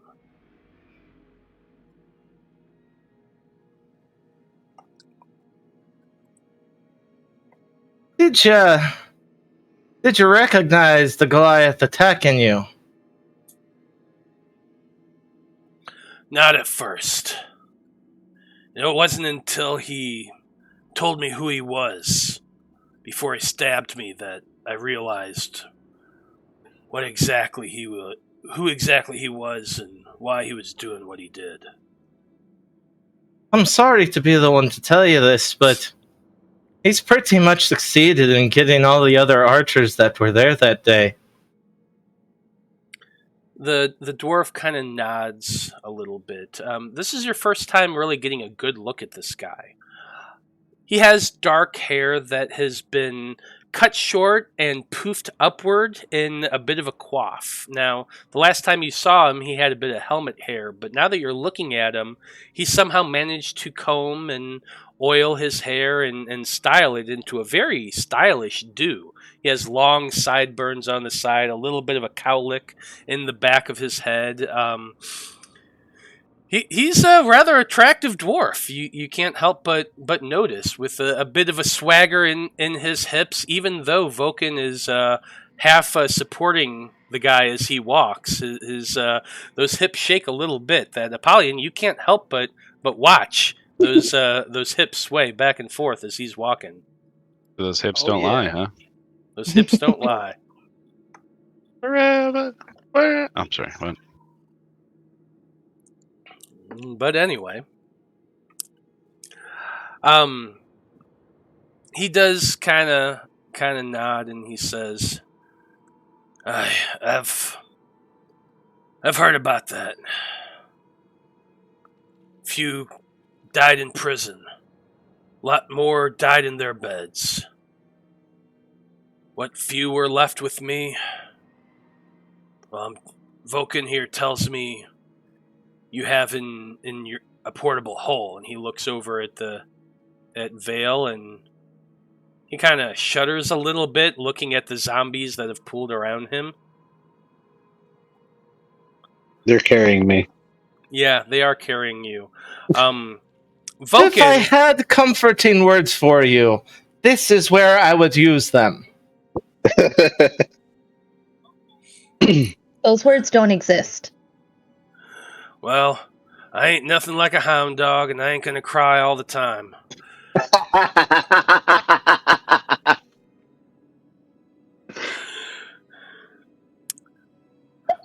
Dude, you're killing Joe. I know. Vulcan, he's seeing Veil for the first time, and he looks over and he says, "I can't cast Wind Walk for all of those things. You need to get those things in your hole." Yeah. For when we're ready to leave, I will. Aren't we ready to leave? Ain't that why we are here? Aye, as soon as possible. Help if you need anything shoved in your hole. Vulcan, dead-eyed, just completely straight-faced, hairless Goliath turns and looks directly at you, Apollyon, and he says, "Yeah, boy, I think Vale definitely needs help getting those things in his hole. Why don't you go help him out?" I'll point at And, the skeleton because he knows that's you two. No undead allowed in Morag. While all of Just a this, scolding look. You know better. Go. March. while all of this is going down, I'm just gonna sit down and focus and ritually cast guiding hand Okay. to help us on our way back. just to make sure we don't get lost. No getting lost. Yeah, I'll get down and lower my horns, like poke at these zombies, get them all to march in. And the skeleton kind of hard shoulders Vulcan as he walks by. well, he's gonna try to anyway. Vulcan's gonna turn and just sidestep and push. So we're gonna make a what's the word I'm looking for? A competing That's a athletics strength check. check? Yeah, and a competing athletics check. All right. Can the skeleton even reach Vulcan's shoulder? Oh yeah, Vulcan's tall as fuck. He can Well, He can maybe hit his knee. hit his leg. Yeah, he's is what gonna. I'm saying. He gave him a hard shoulder. Yeah, he's trying to skeleton shoulder in him, and Vulcan is just going to sidestep and push. So we're going to make athletics checks and see who gets higher. I just have strength. Yeah, well, he didn't roll great either, considering he has a +7, but an 11 beats a 4. So you command the skeleton to shoulder check him as he's coming up. Oh, Vulcan, no, he did that on his own. Oh, he just did it on his own. Fair enough. But Vulcan sidesteps and just pushes the skeleton with his hand in the back, pushing him along, and he kind of goes flying up for the last 10 feet and drops into the hole. All right. I don't know if you want to take these guys off. I'm just going to move you off this map here in a minute, so it's not that big Okay. a deal. Anyway, apart from that, once all of the zombies are put away, Vulcan calls everybody over to gather in close to him. He begins weaving his spell, moving his hands about. You see light begins to arc around him, touching each and every one of you. And with that, he casts his only 6th level spell of the day to cast Windwalk on everybody. If I could applaud in wind form, I would, but since I'm turning into wind, you can't hear it. He's also touching. He's hitting Jareth too. That should be 9 if my counting, because there's 5 of you, 2 more, that's 7, plus Elvis is 8, plus Jareth is 9, so he can do it to everybody. So with the spell cast, you all know how it works. You focus for a minute and transform into a cloud. You then can travel for 8 hours at a ridiculous distance, which is just enough to get you back to the gates of Morag. With Eloise's spell in place that allows you all to follow and get to a specified point on a map, it's not difficult to surpass all of the challenges the Underdark has. While technically in wind form you could be hurt and damaged, it's very difficult to do so because you're hella fast for one, and for another, you take less damage than you normally would. So even when some things see you, which they do, there's a big gasp chasm that you all have to go through at one point on your journey. And you'd passed them once before. A group of cloakers come out from the darkness, swooping at that bright light that is the hand that guides your path. And you watch as these things just dive bomb this bright hand over and over again. You just basically see a shadowy shape, foomp, down another way. It's like discombobulating a little bit, but in this cloud form, you're able to go past these creatures without them bothering you. You pass underground lakes. You pass areas full of webs. You go through areas full of lava. Creatures of all shapes and sizes you go by. But as fast as you are, you're able to get by them without any real issue. And eventually, over the course of 8 long hours of trudging through the darkness with only your dark vision to see, and this glowing hand, you eventually come to the gates of the lower area called the Depths of Morag. You're all actually able to go through those gates, in fact, because you can travel through an inch of space. So,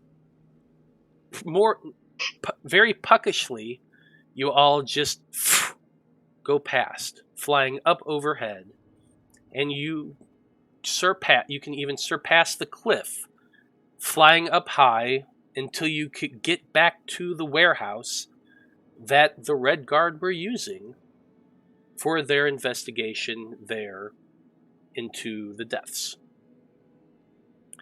Still in cloud form, you arrive, landing on the roof of a warehouse that you I'm just thinking to myself, I hope everyone does a badass pose when they come out of mist form. It'll be so sweet, guys.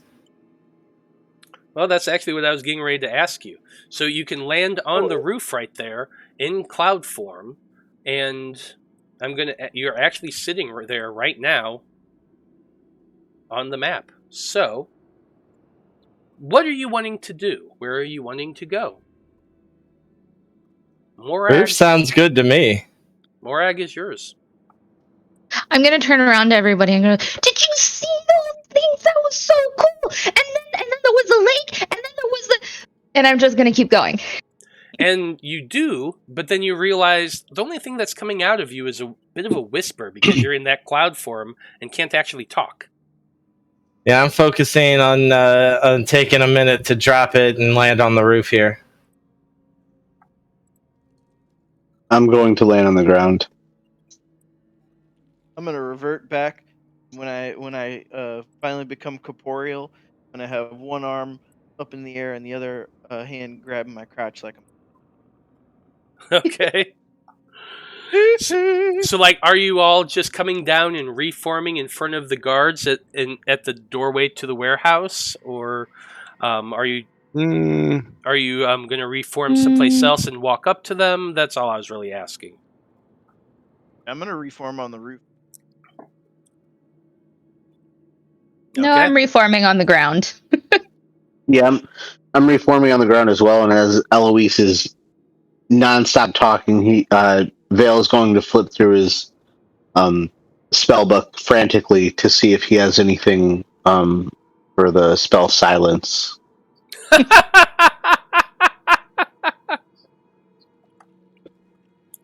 You all reform, which he doesn't. Yeah, you all reform in an alleyway on the other side of the warehouse. Apollyon reforms right on top of the warehouse and just slides down and drops. And you just land, Apollyon, right in front of this group of 4 red guards, dwarves in chainmail and red cloaks about their shoulders, most of them wielding either short swords or maces. And they just all jump back, startled, as you land in a crouch right in front of them.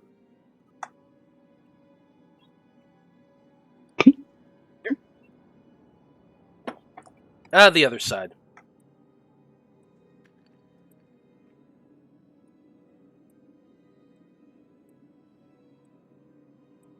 I just moved people over there. Oh, are we all landing on that side? No, you landed on the other. You went to the other Okay. side, I said, and reformed. He landed on Right. the other side, right in front of them. Mhm. So I moved things Okay. around.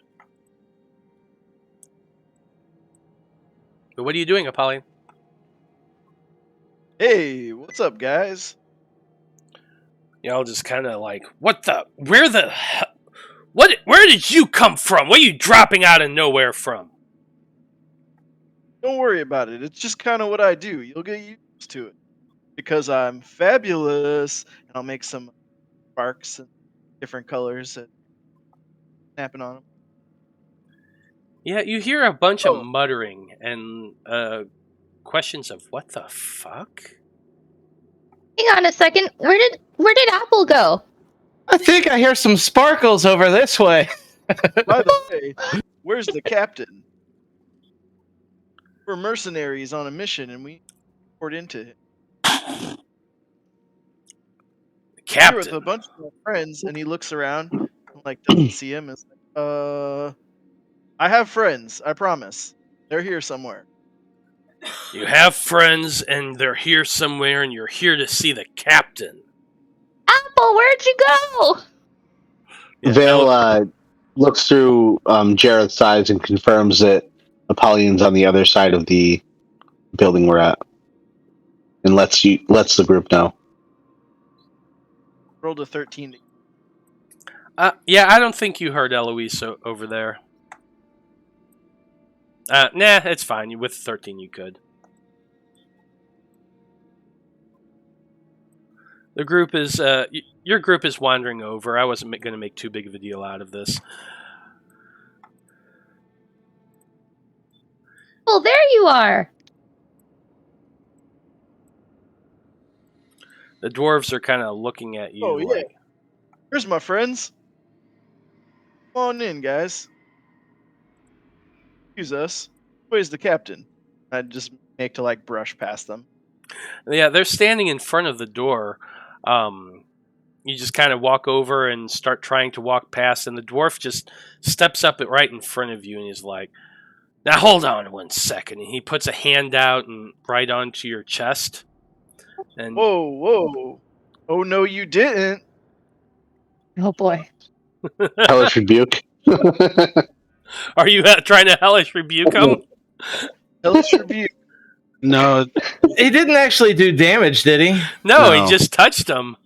I mean, do you need to do damage to do that? All right, I It won't says, cast a yeah. spell. I'll just like grab his hand and just like flip him backwards. Here, I'll roll athletic.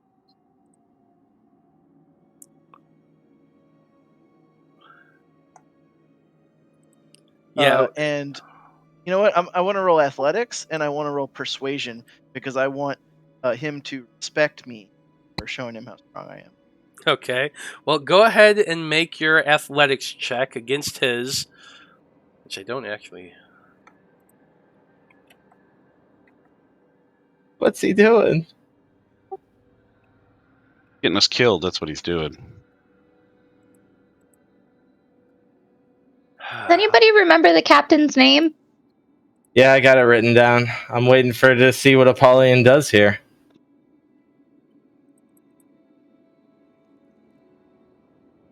Okay, but I don't know if having Mr. Presler out in the open's a good idea. Oh boy.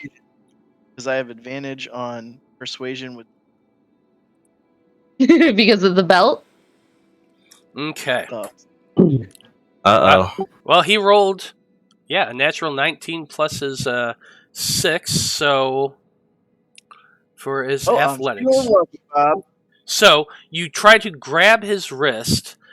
The moment you do, he twists and makes a twist and grabs your wrist instead and pushes you against the wall with his 25 against your 18. As you're doing this, you're just like, what are you saying to persuade him? Hey, boss, you know we're not no ruffians. We're well-qualified mercenaries. Take us to the boss. He's expecting us.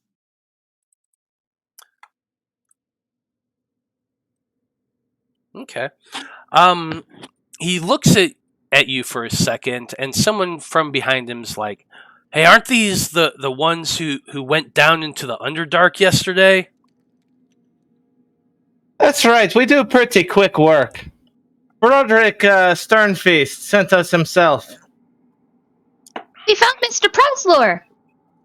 And the dwarf from behind you all just gives him a bit of a weak wave, like he was watching this whole thing too, and he's just like, "What the fuck?"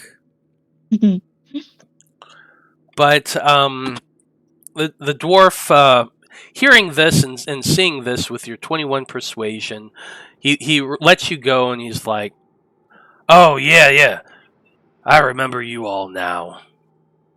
You're that weird group. Well, Good to be remembered. yeah, the captain's inside. Come on in." And they eventually... What's that? By the way, I love how rough and tumble your hands are. I happen to have some oil in my pouch. If you want to loosen that up a little. Make another persuasion check. Why not, Apollyon?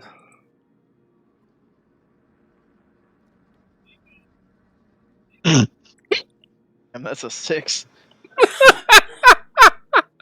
The dwarf just kind of gives you another shove, and he says, "I don't think so, big boy." As we're walking in, Eloise is just gonna lean to Leah and be like, "I like that they think we're weird.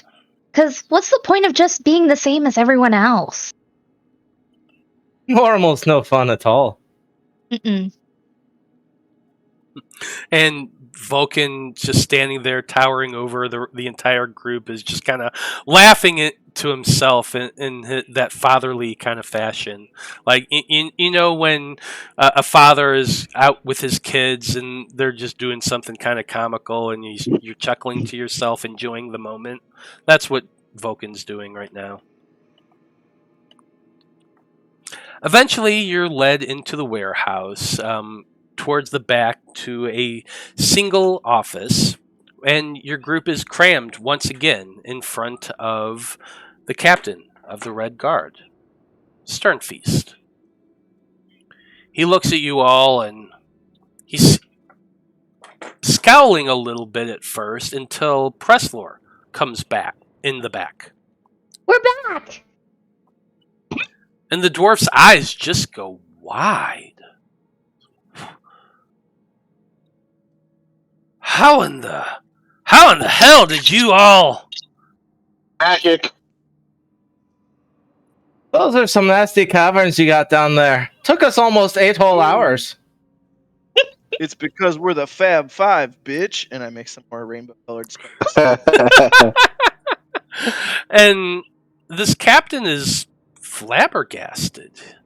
He Brought back some of the dead people, too. You did? Well. Before you bring... He's kind of looking at you all for luggage and bodies, and he's not seeing any. He says, "I think you all need to start at the beginning here. What happened down there? How'd you get down there so fast?" And he glances over at Veil, and he says, "Specifically." We were wind. It's a trade secret. He's got a book out right now, and he pulls out a quill and dabs it, and he starts writing. It's a trade secret, and then he scowls at you a little bit. And you kind of remember the Erudite Conclave, whenever the scribe takes down your information, there's that floating quill that takes down everything, and you're looking at this dwarf writing everything, and you just think, God damn, that's so inefficient. Quick quotes, quill. Yep. We were wind, and we had a magic hand, and then 8 hours we made it to Pressor's place, and then there was fighting, and then we killed all of Groot's minions, and then we saved Pressler's life, and then I don't know, my friends went and fought another one, and I think they killed him. I don't know, they came back with a glaive. Anyways, and then we slept because that was a lot of hard work, and then we came back. Sounds about right to me. Oh, and we put the dead people in Vale's hole. Put the dead people. He's kinky. That's right. We shoved every dead body in Vale's hole. The one thing she failed to mention is we weren't able to apprehend Groot himself. He got away during the scuffle. Killed his followers, though. That is unfortunate. And Presslord, during this time, he also chimes in every so often and explains a little bit about things. He tells the captain that once word had came to him that his former comrades was slowly being killed one after another, he realized that the deaths were related to a very old case, an event that happened in the town, near the town, or village, I'm sorry, not town, the village of Cromid. He says that once he learned about the deaths, he began warning those who lived in Morag, but they too started disappearing and dying, and so that's when he decided to head down to his keep in the Underdark, thinking at least there he would be safe. But then he describes during the night when their group was making and setting up the keep, they were attacked by being stepping out of the shadows, striking. He was in his own study working on some papers, and he just began hearing sounds of fighting, stopping and starting once again. When he came out to search, that's when he was attacked by several of those shadow monks and driven outside. Once outside, he was attacked by the giant form of the Goliath, and he describes him in quite a bit of detail. He tells him that while they fought up onto the ramparts for quite a while, but eventually Groot got the best of him. But when they did, these chucklefucks showed up and saved his life. And when they saved his life and killed most of Groot's followers, chased away another who they said they killed him, and they agreed to help transport his men and the bodies of those murderers up here. And he kind of looks over at you, Vale, at this point, and the dwarven captain calls out, "Johnson, get in here!" And another dwarf comes in and he says, "This one here has a portable hull, apparently, and it's a bunch of bodies in there. Bring him out to the larger area of the warehouse and have him lay out the bodies so we can examine them." And that dwarf kind of looks over at you, Vale, and just kind of waits, staring at you. His eyes kind of twitched a little bit, like, what? All right. Vale says, certainly. And then I look back at the group and I say, let's go.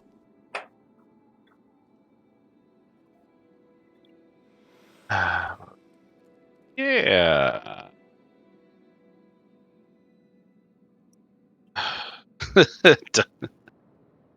Don't everybody come to his rescue all at once. Yeah, I'm coming with him. I don't have a response at the moment. When you open the hole, can you see everything that's inside, or it just looks like a dark void? And when you cross the threshold, then you can... I've always just assumed that it just becomes the hole and you can look down inside it. Yeah, that's what I assumed too. The dwarf at the door is just looking at you, kind of like, okay, let's go. Come on, let's do this. I got shit to do. All right, you know what? I'll just go by myself to the. Apollyon, why don't you help him, buddy? You're big guy. I'll go with the dwarf out into the warehouse. Okay. I mean, he just leads you out of the office, down the hall, into the main open area of the warehouse. It's a chamber that, when you're looking around, it looks like it was probably used for like grain storage or something like that. It has that kind of musky feed smell to it, but it's been cleared out, and there's like tables and boxes of evidence and things of that nature. And dwarves walking about, but it's fairly wide and open.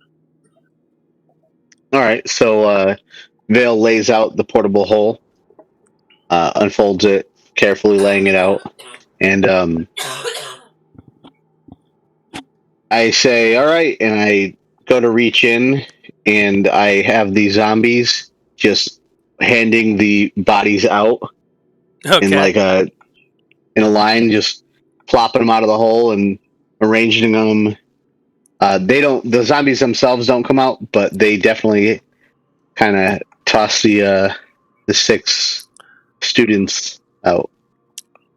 So when the dwarf walked out and led you out there, and you started folding out the hole, at first he was just kind of like not paying attention. There's a few other dwarves walking by, guards, and he was kind of talking to them and waiting. Did Apollyon, did you go out with them, or is it just Veil there? Just out of curiosity.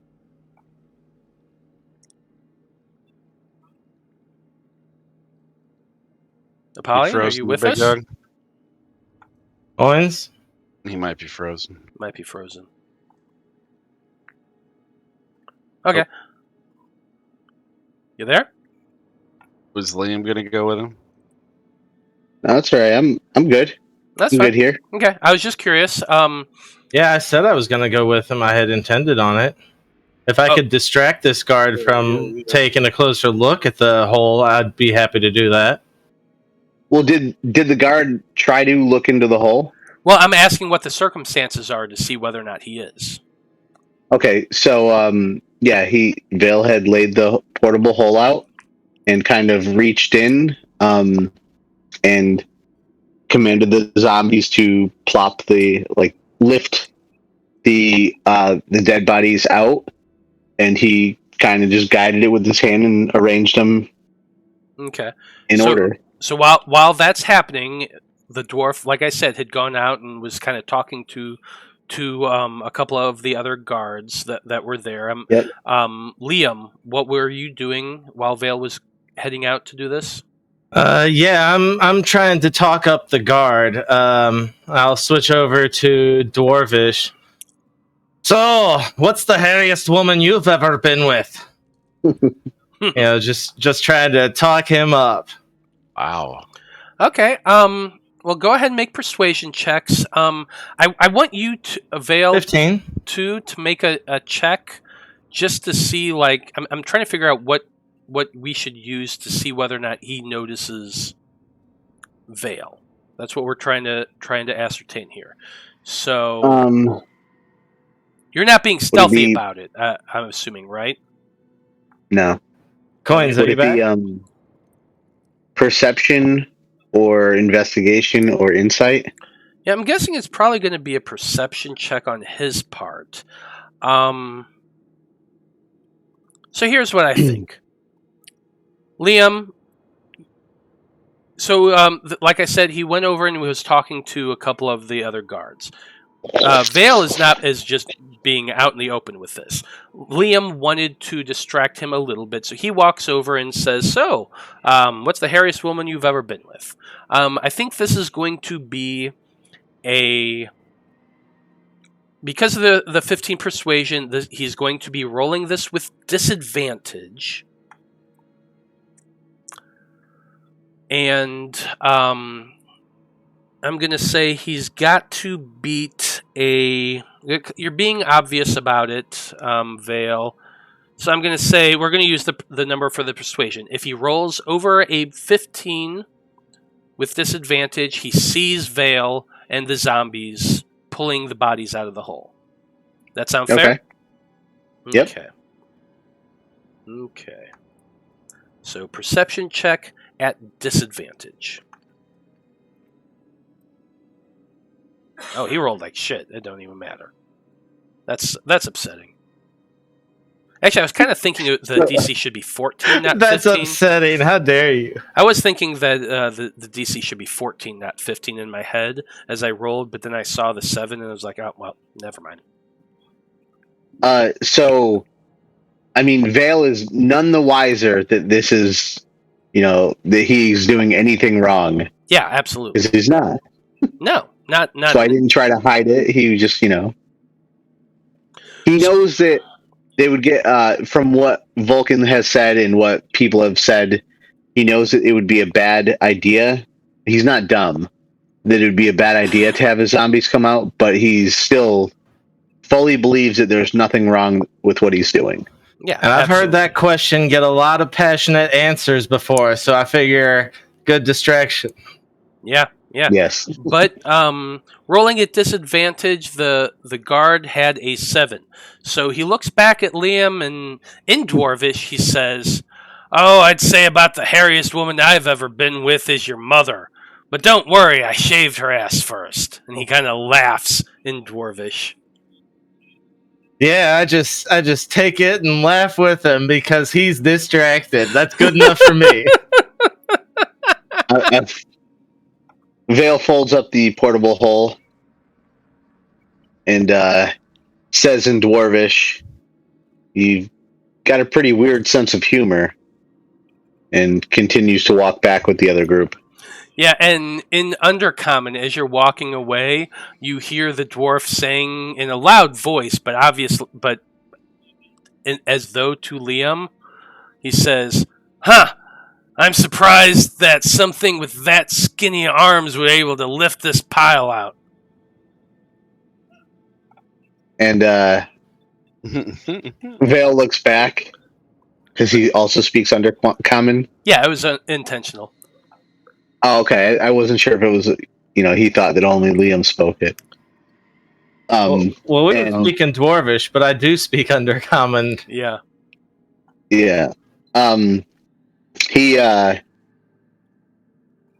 has a smile on his face, but it's definitely not a happy smile. Like let me see you in a dark alley, and I've got my all spell slots, and you'll see who's laughing now type of smile. Fair enough. Elvish, they're stronger than they look, And he just kind of chuckles to himself, and you say, "You definitely can't tell, hairless fuck." And he just kind of chuckles, and he goes over and starts examining the bodies, looking at which I assume Veil and the zombies just piled them up, like pyramided them a little bit. Yeah. So there's no way to distinguish who from who, and he's just kind of looking over all of these dead bodies that have been piled up in the warehouse as Veil walks off back to the office. Now, once there, and the tales have been told of your adventures down there, the captain says, "Well, don't worry, Mr. Presslor. Now that you're back with us, we're going to have you under 24-hour security. We're going to arrange a safe house for you in the palace itself to keep you safe from whatever it was, whoever it was that was down there. No doubt that thing will be back one day, but we'll be ready for it. And with your cooperation, we will bring him to justice, sir." And Veil, I'm assuming Veil walks in as the captain's saying this to Presslor, and he just walks straight up to Elvis and holds his hand out and says that the bodies have been delivered. My end of the bargain is complete. Pay up. With your hand outstretched like that, the dwarf grasps it and shakes it heartily and clasps it with both of his hands, and he says, "Well, thank you. You do your race proud." And he grins as those hands kind of squeeze a little bit. "As for your payment, yes. Vulcan here," and he kind of clasps the Goliath on the back. He says, "Vulcan here said you had some time to look over my keep. No doubt you found quite a few things that were interesting." He looks at all over you once more, and he says, "You keep that, whatever it is you found, as payment for bringing my comrades back up. Furthermore, return here in a few days once I am able to go to my mansion, and I'll have a bag of gold for you as well." So Vale is kind of, he has like a questioning look on his face because he had not taken anything, nor did he search for anything in Pressler's Keep.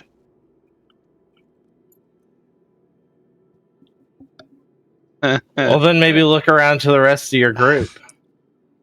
Yeah, he looks at Blood, kind of tilts his head like questioning, like, "Was that you?"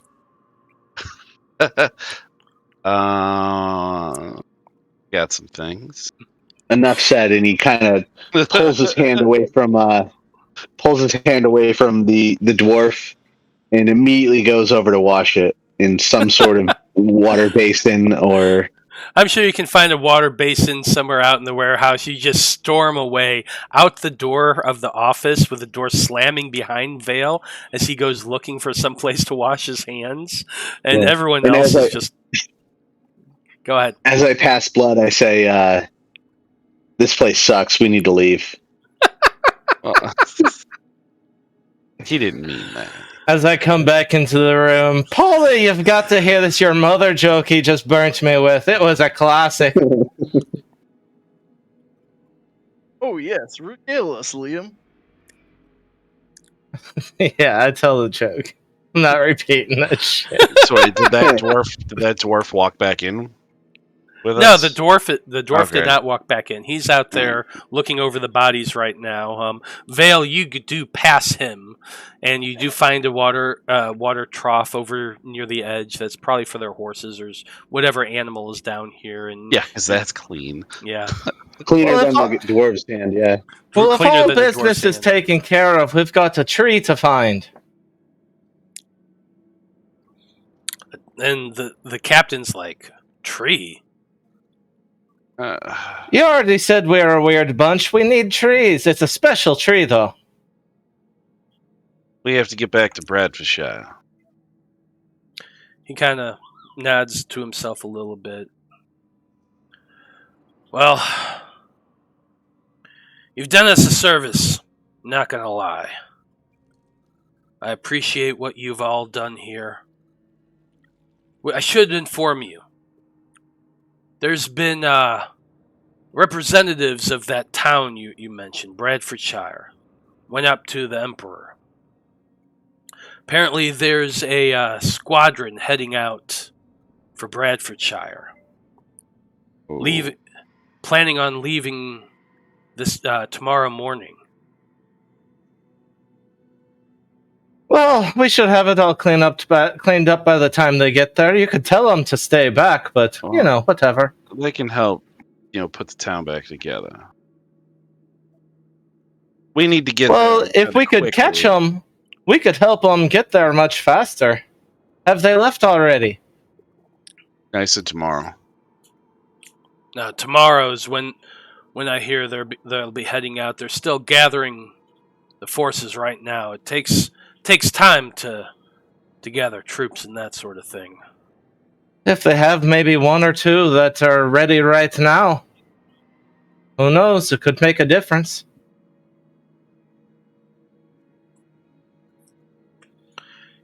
He kind of I'm just telling you what I've heard. If you want to go over to the palace and try to meet up with them, that's up to you. No, we'll probably just fix the solution before they get there. No big deal. All right. Have a good day then. The dwarf gets up and offers a hand out to you all, and he says,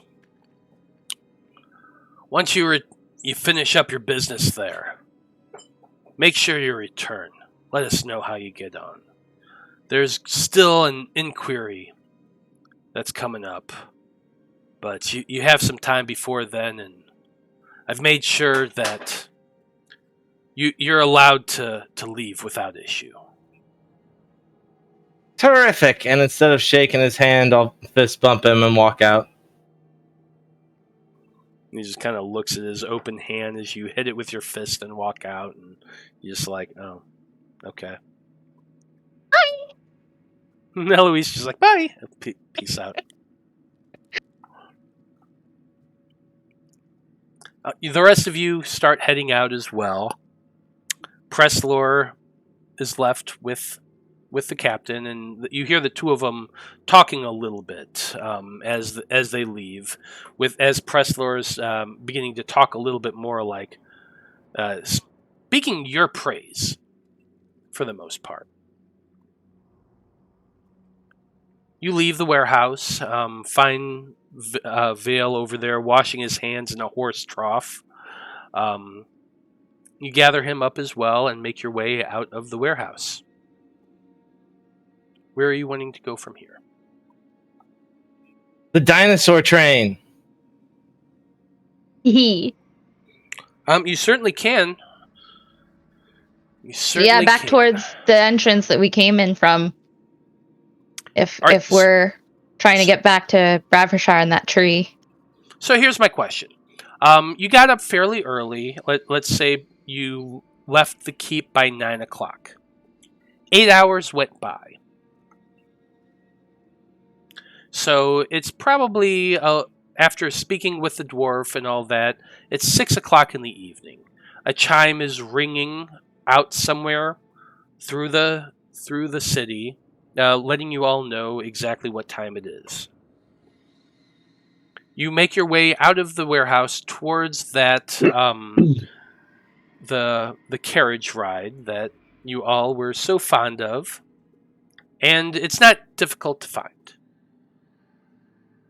I believe I said it was 5 silver for passage. And Are there any shops close by? in the depths itself, there is not. However, the market district is only an hour's ride from the depths, so We're you coming could get back. there. You could get there fairly quickly if you're wanting to go from there to the market. It's up to you. Well, I mean, if we're gonna be staying for another long rest before going, just so that way we're. But I mean, Are you? I don't know. I thought we That's were what getting I'm- here as quick as possible. I'd really Yeah. like to get back to Bradfordshire. They didn't seem like they were in good condition to hold up more time than necessary. Yeah, let's get back to Bradfordshire. I'm sure I could acquire some ingredients there. What ingredients were you looking for? I meant components, and when I say components, I mean I just need paper and ink. I can't help you with that. I was looking to go to the magic item store. Mitchell's? No, he's dead. Perhaps I have another. He's dead, you say? Franchise. We can check that when we come back, because he's gonna have more gold for us. So All right, to Time is Bradfordshire. of the essence. I'm sorry. Yeah, let's just get to that Skip big all tree we the- came in everything through. to get there. Fast travel to Bradfordshire. Jortha speaks up as well and says, "Absolutely, I think we should return to Bradfordshire post haste." Okay. So, gathering together, you all head for the speedy travel of the carriages that weave all the way through Morag. It takes you about an hour and a half to ride from the depths to the main entrance of Morag. You said 5 silver, right? Mm-hmm. Just for 5 a silver visual, does Apollyon do the "I'm king of the world" thing on the front of this? each. Well, it's a closed carriage. Like think the trolleys and Aw, damn. Yeah. Okay, it was a fun thought. 5 silver, right? 5 silver. It's not very expensive to travel. You ride, watching the inkial creature running along the tracks. Very big, very majestic. And you watch the dark city pass by. By 8 o'clock, you've all made your way out from Morag into the air once again.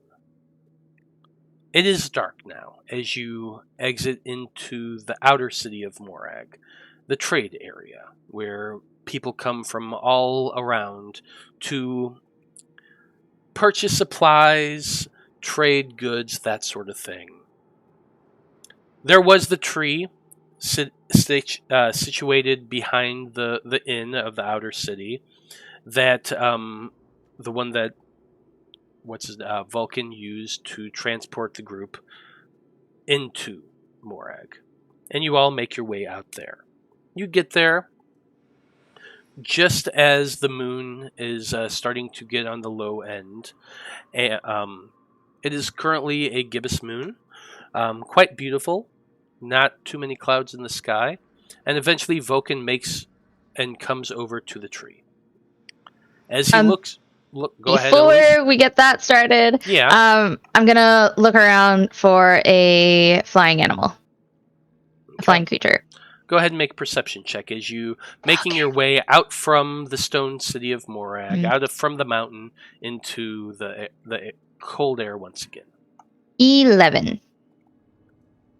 You're looking around, and after a few minutes, once the group makes their way to the tree, you spot in one of the limbs there is an owl. Not Jareth, oddly enough. Perfect. But a standard barn owl sitting up there in a tree, kind of doing that head back motion of swallowing probably a mouse or something. Okay. So I'm going to go ahead and cast Animal Messenger at level 4. Okay. So that it has 5 days of worth of travel. Here, I'll pop it up in chat. There you go. And when it flies down to me for me to give it the message, I say, and I'll put it in chat afterwards. Mitchell, it's Eloise. Are you alright? Everyone is worried because my flyer bag exploded. A blonde man who carries a lute's voice sent your regard? And that's all that is able to get in the message before the owl flies off. And I'm like, oh, but okay. Okay.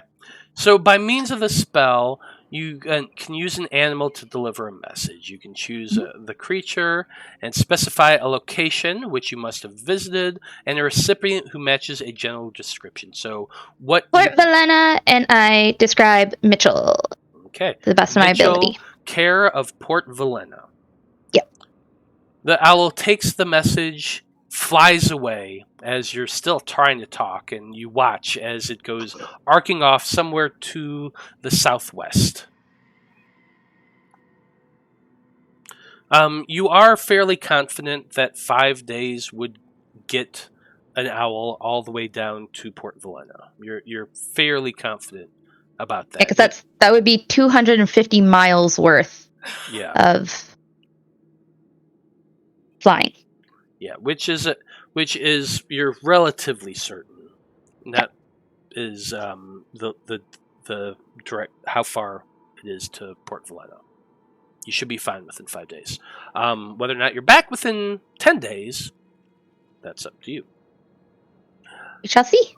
Yeah, indeed we shall. So, once Eloise casts her spell, it's probably around 9 o'clock at night. You are all standing outside the gigantic oak tree outside the inn. And Vulcan has been kind of patting it a little bit, and he looks at everyone. He says, "Now I'll cast the spell whenever you're ready. I've used my 6th level spell for today. I am now using my 7th. That's going to be it. But I haven't cast anything else beyond that. Now, I'm aiming for the tree that Eloise created, Desi. I can't wait to see Desi again. And so we gonna arrive back in the courtyard of that monastery, or not the monastery, the temple. Now, Liam, you've been to the monastery and back before, as have you, Jortha. So I imagine you can get us there, no problem. Before we head out, can you tell us a little bit about what we're going to be encountering? Well, there's, to start off, a very steep climb once we are within range of the monastery. And then once we get to the top, it's another steep climb, but downward this time, to the bottom, where all the fineries were hidden. Okay. He looks Can we go up straight there or no? We go straight to her staff, where the tree is. Oh, okay. Yeah, so we're going to be appearing there, and then it sounds like you're going to have to make your way from the temple to the monastery.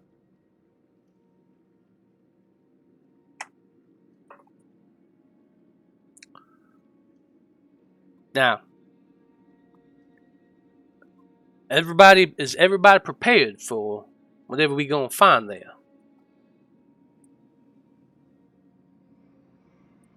Yes.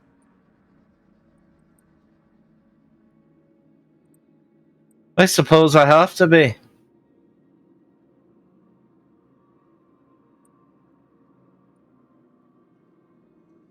And kind of nods and he says, "Okay then. Here we go." He turns Boy. and begins weaving this spell. Takes a few moments. Let me see here.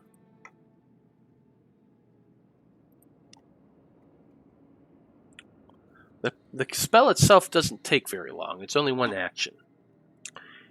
He focuses on the tree, focusing his intent, and begins to weave his hands around as he mutters. Eventually he touches the tree, and it splits open, wider, wider, wider. And you look, and on the other side is an open courtyard of dusty brown stone. And to the left, a yellow sandstone building that is the Temple of the Five. Vulcan yells out, "Now hurry, hurry, get in here!" And all of you rush through, one after another, with Vulcan being the last. You make your way to the other side. Give me 1 second.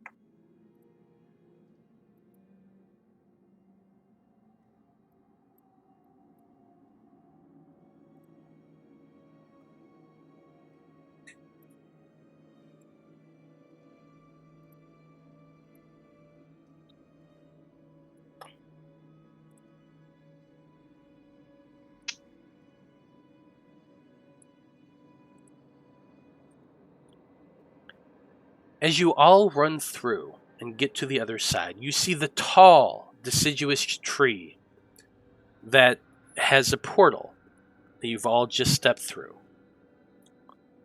You're looking around the map, and I didn't edit this map at all, but it is clear there are no bodies or anything like that. The ground is dry and arid, and you can see the temple to your left, the doors broken outward and gone, the interior completely swept clean of any debris or anything like that. The portal closes behind you, and Eloise, you look up, first to your father, and then backwards to that gigantic tree. that is standing there. Desi! I run up and hug it. You just jump, reaching outward, wrapping your hands around the tree, spinning around it a little bit as though it were your lover, and you just hug it deeply. The tree begins to shrink in your hand, down, down, downward, until what's left is but a staff, 6 feet tall, but with little branches sprouting outward at the top, and a few leaves still lingering there on the tiny branches of the staff. Oh, buddy, I missed you so much.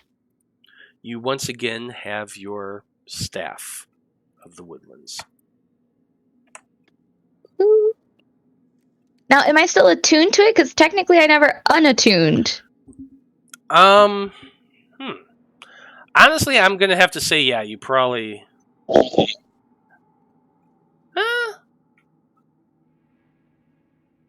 I don't see why not. Honestly, like, you walked away from it, it was gone, you left it, but you're still hold that connection. So yeah, I'm going to say you're probably still attuned to it. I told Desi I would be back soon, and I have a feeling that if I wasn't still attuned, I wouldn't have been able to shrink it back into a staff. Probably. Right? So you're just sitting there hugging that staff, rubbing your scaly head along it, just happy once again that you have your staff with you. Desi, the staff of the woodlands. My bestest friend. The rest of you, however, who's not focusing on loving her staff, go ahead and make a perception check.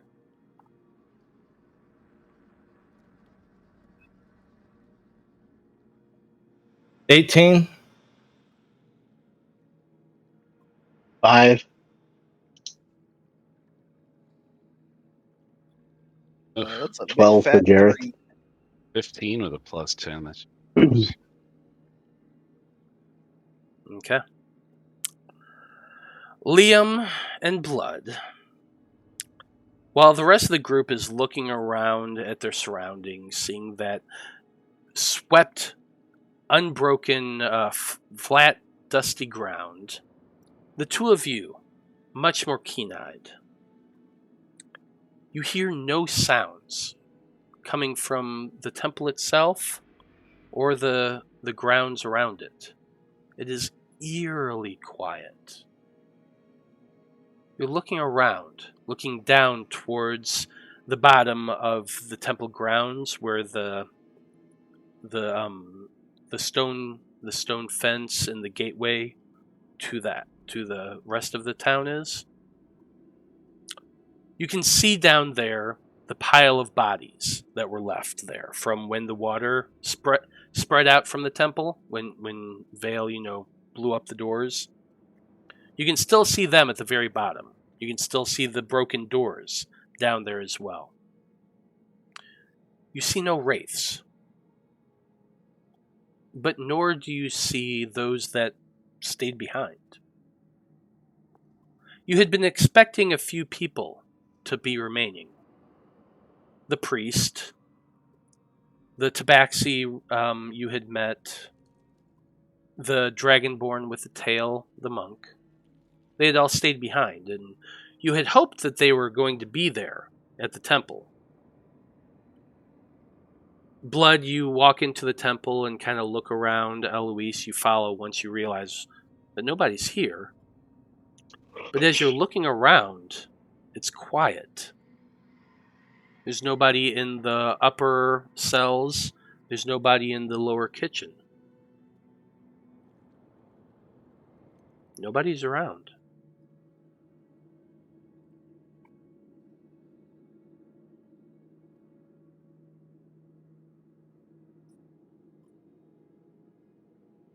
Are there any messages left on the walls or anything like that for us? With your 15 perception, you do not see any messages or anything like that. Hello? Guys? Yo, where is everybody? Now that I'm paying attention, can I try a perception check? You certainly can. Okay. 25. 25. Eloise, you're frantically looking in every nook and corner of the temple. You look in the upstairs bedrooms. No one.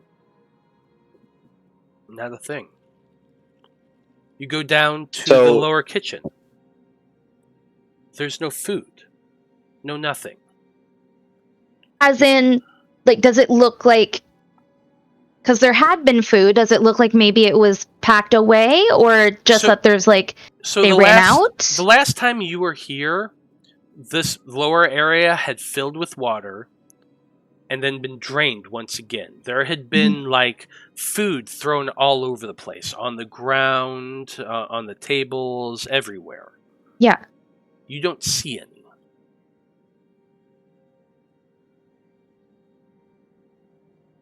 Are there still, like, cooking utensils? Are there still pots, pans? There are still pots, pans, things of that nature. But like the onions, the carrots, the celery, the potatoes, the things that were just strewn about the ground, nothing's there.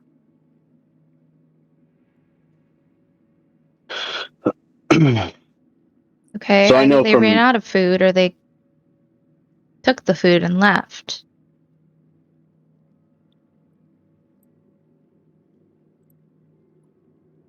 What were you saying, Vale? I know from personal experience that if there's nobody around when you need somebody at, say a store like Home Depot, if you need an associate and you can't find one, you just climb the ladder and guaranteed an associate will come and tell you not to climb that ladder, and then they could help you with your purchase. So I'm going to unfold the portable hole and start stuffing bodies into it. Now, I'm going to remind you, I did say there are no bodies on the ground. I did not change the map. I heard that part, but I thought you said there were some bodies that were washed to the side. They were washed down at the bottom of the hill, and they're currently in the road against some buildings at the lower end. I can move you to that other map if you really want to look at it. I'm not going to do that by myself right now. Previously, it seemed like there was like an aura stopping these things from coming in. Can I see any signs of a fight in here? Any blood splatter? Make an insight check. And actually roll it with advantage because you, as a wanderer, Ew. Both crappy rolls, 14. Okay. With a 14, you're looking around, using those survival skills that you have, looking at the boot prints, looking at the various things that are out there on the ground. It looks like there has been a battle here since. You can definitely see some boot prints moving about as though they're stomping and retreating and advancing. And you can see some boot prints in the dirt because you do remember this area was covered in water, completely sodden. It's now dried, but the boot prints in the mud are clear. Someone was here, and there was movement as though they were fighting. However, you see no footprints of what they were fighting. You do remember, though, they are wraiths, and they don't actually leave prints. So you can kind of guess by what you're seeing that a battle did happen here. Something or a group of someone's definitely fled, going down the hill and out into the city. And you can also see a pair of lines that you interpret as drag marks.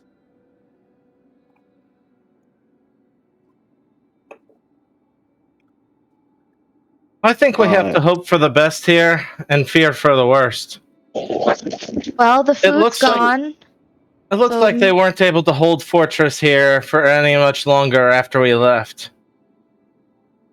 Possibly they got out. Return the glaive to its proper spot. Aye, that mission doesn't change. We still have to do that no matter what. These raids have to be stopped. From here? Matt, how far is it from here? So you're on the one side of the mesa, and as you look up, you can point and say, "Up top there, that's where the mesa is, where the monastery is. Up top of the mesa." You're currently about halfway up the side of it. From a distance wise, fuck me. If you go a direct route through along the roads from here to the mesa, let's say probably about a mile from where you currently stand to the entrance to the monastery. A mile going around the mesa up. There are other paths like if you were to just like all transform into birds and fly up. Yeah. It's not nearly as long of a distance, but even that still, like if you were to climb up the mesa, it would be challenging. It's probably around 300 feet total upward. But so I'm picturing like Devil's Tower. Is that what it's called? Yeah, that's like something like that. Yep. Okay. All right. So we need to go up there. Might as well go now. Well, I can turn into like a giant mountain goat. I have a potion of spider climb. I could polymorph into like a giant eagle again. Those sound great. Just for clarity, there is road that just winds around the mesa up to the top. I'm not saying you can't like get there. I was just saying that incline versus pathway. Does that make sense? Yeah. And Liam, from what you said, we have to go up to the top of the mesa to the temple, and then down into the mesa. That's right. About the same distance. Well, Jortha speaks up as well, and she says, "the crypt underneath the monastery is where the glaive originally resided. There is a crypt underneath it that goes down into the mesa. It's not the same distance to the monastery, but there is a labyrinth underneath that."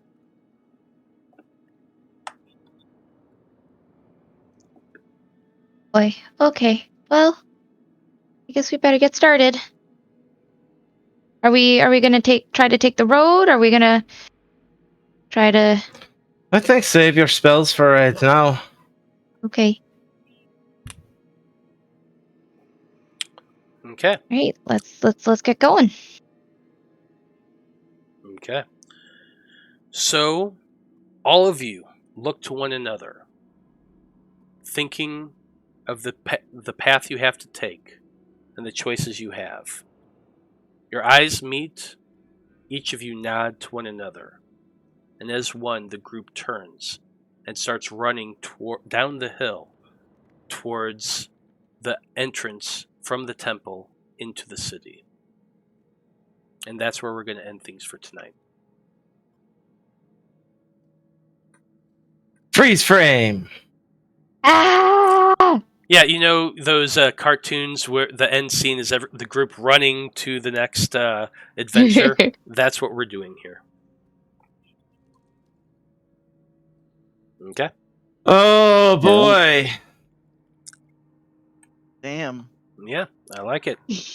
Y'all ready for this? You got the path to the you got the path to the monastery, and you got the crypt underneath the monastery. That's your goal. Is this like a giant mesa? Yeah, it's a giant mesa, and you're halfway up it. Yeah, kind of like the town was built around the monastery that was built on top of the mesa first, and then like the town kind of spread out like a French city or something like that. Exactly. Mm-hmm. Have we seen any living or non-living? No. Well, when you first arrived, you didn't see anything living. You saw the wraiths that attacked you multiple times, and then you met the people who were living in the temple, and you got them out. No. Today, when we came back, you haven't seen it. You haven't seen anybody or anything, no. But I'm sure you will next session. God, I don't even know if returning the glaive does anything. This could all be for nothing. Probably is. Yeah, what if there's like a spell or a ritual and we have no idea what the fuck it is? You have to say it like you're saying it to a lover, like in the third gay-ass Pirates of the Caribbean movie. Anyway, I don't like that last statement, but anyway, we're going to go ahead and end things for tonight. So thank you to everybody who watched. We absolutely appreciate you being here and enjoying the show with us. Tune in next week when we find out what happens when the Faab Five rush out into Bradfordshire, filled with wraiths, as they attempt to return the glaive to its resting place. But it's still filled with wraiths. They haven't left the city to start hunting down a new town and causing chaos elsewhere. There's no way to prove that either just yet. Well, but we'll find out next session. DM said it. Has to be canon. So he said we'll find out. So fuck. On behalf of the Fab Five here, who are still stressed out and wondering what's going to happen, I want to say thank you for watching. Have a great evening, and we'll see you next week. Good night. Peace. Peace.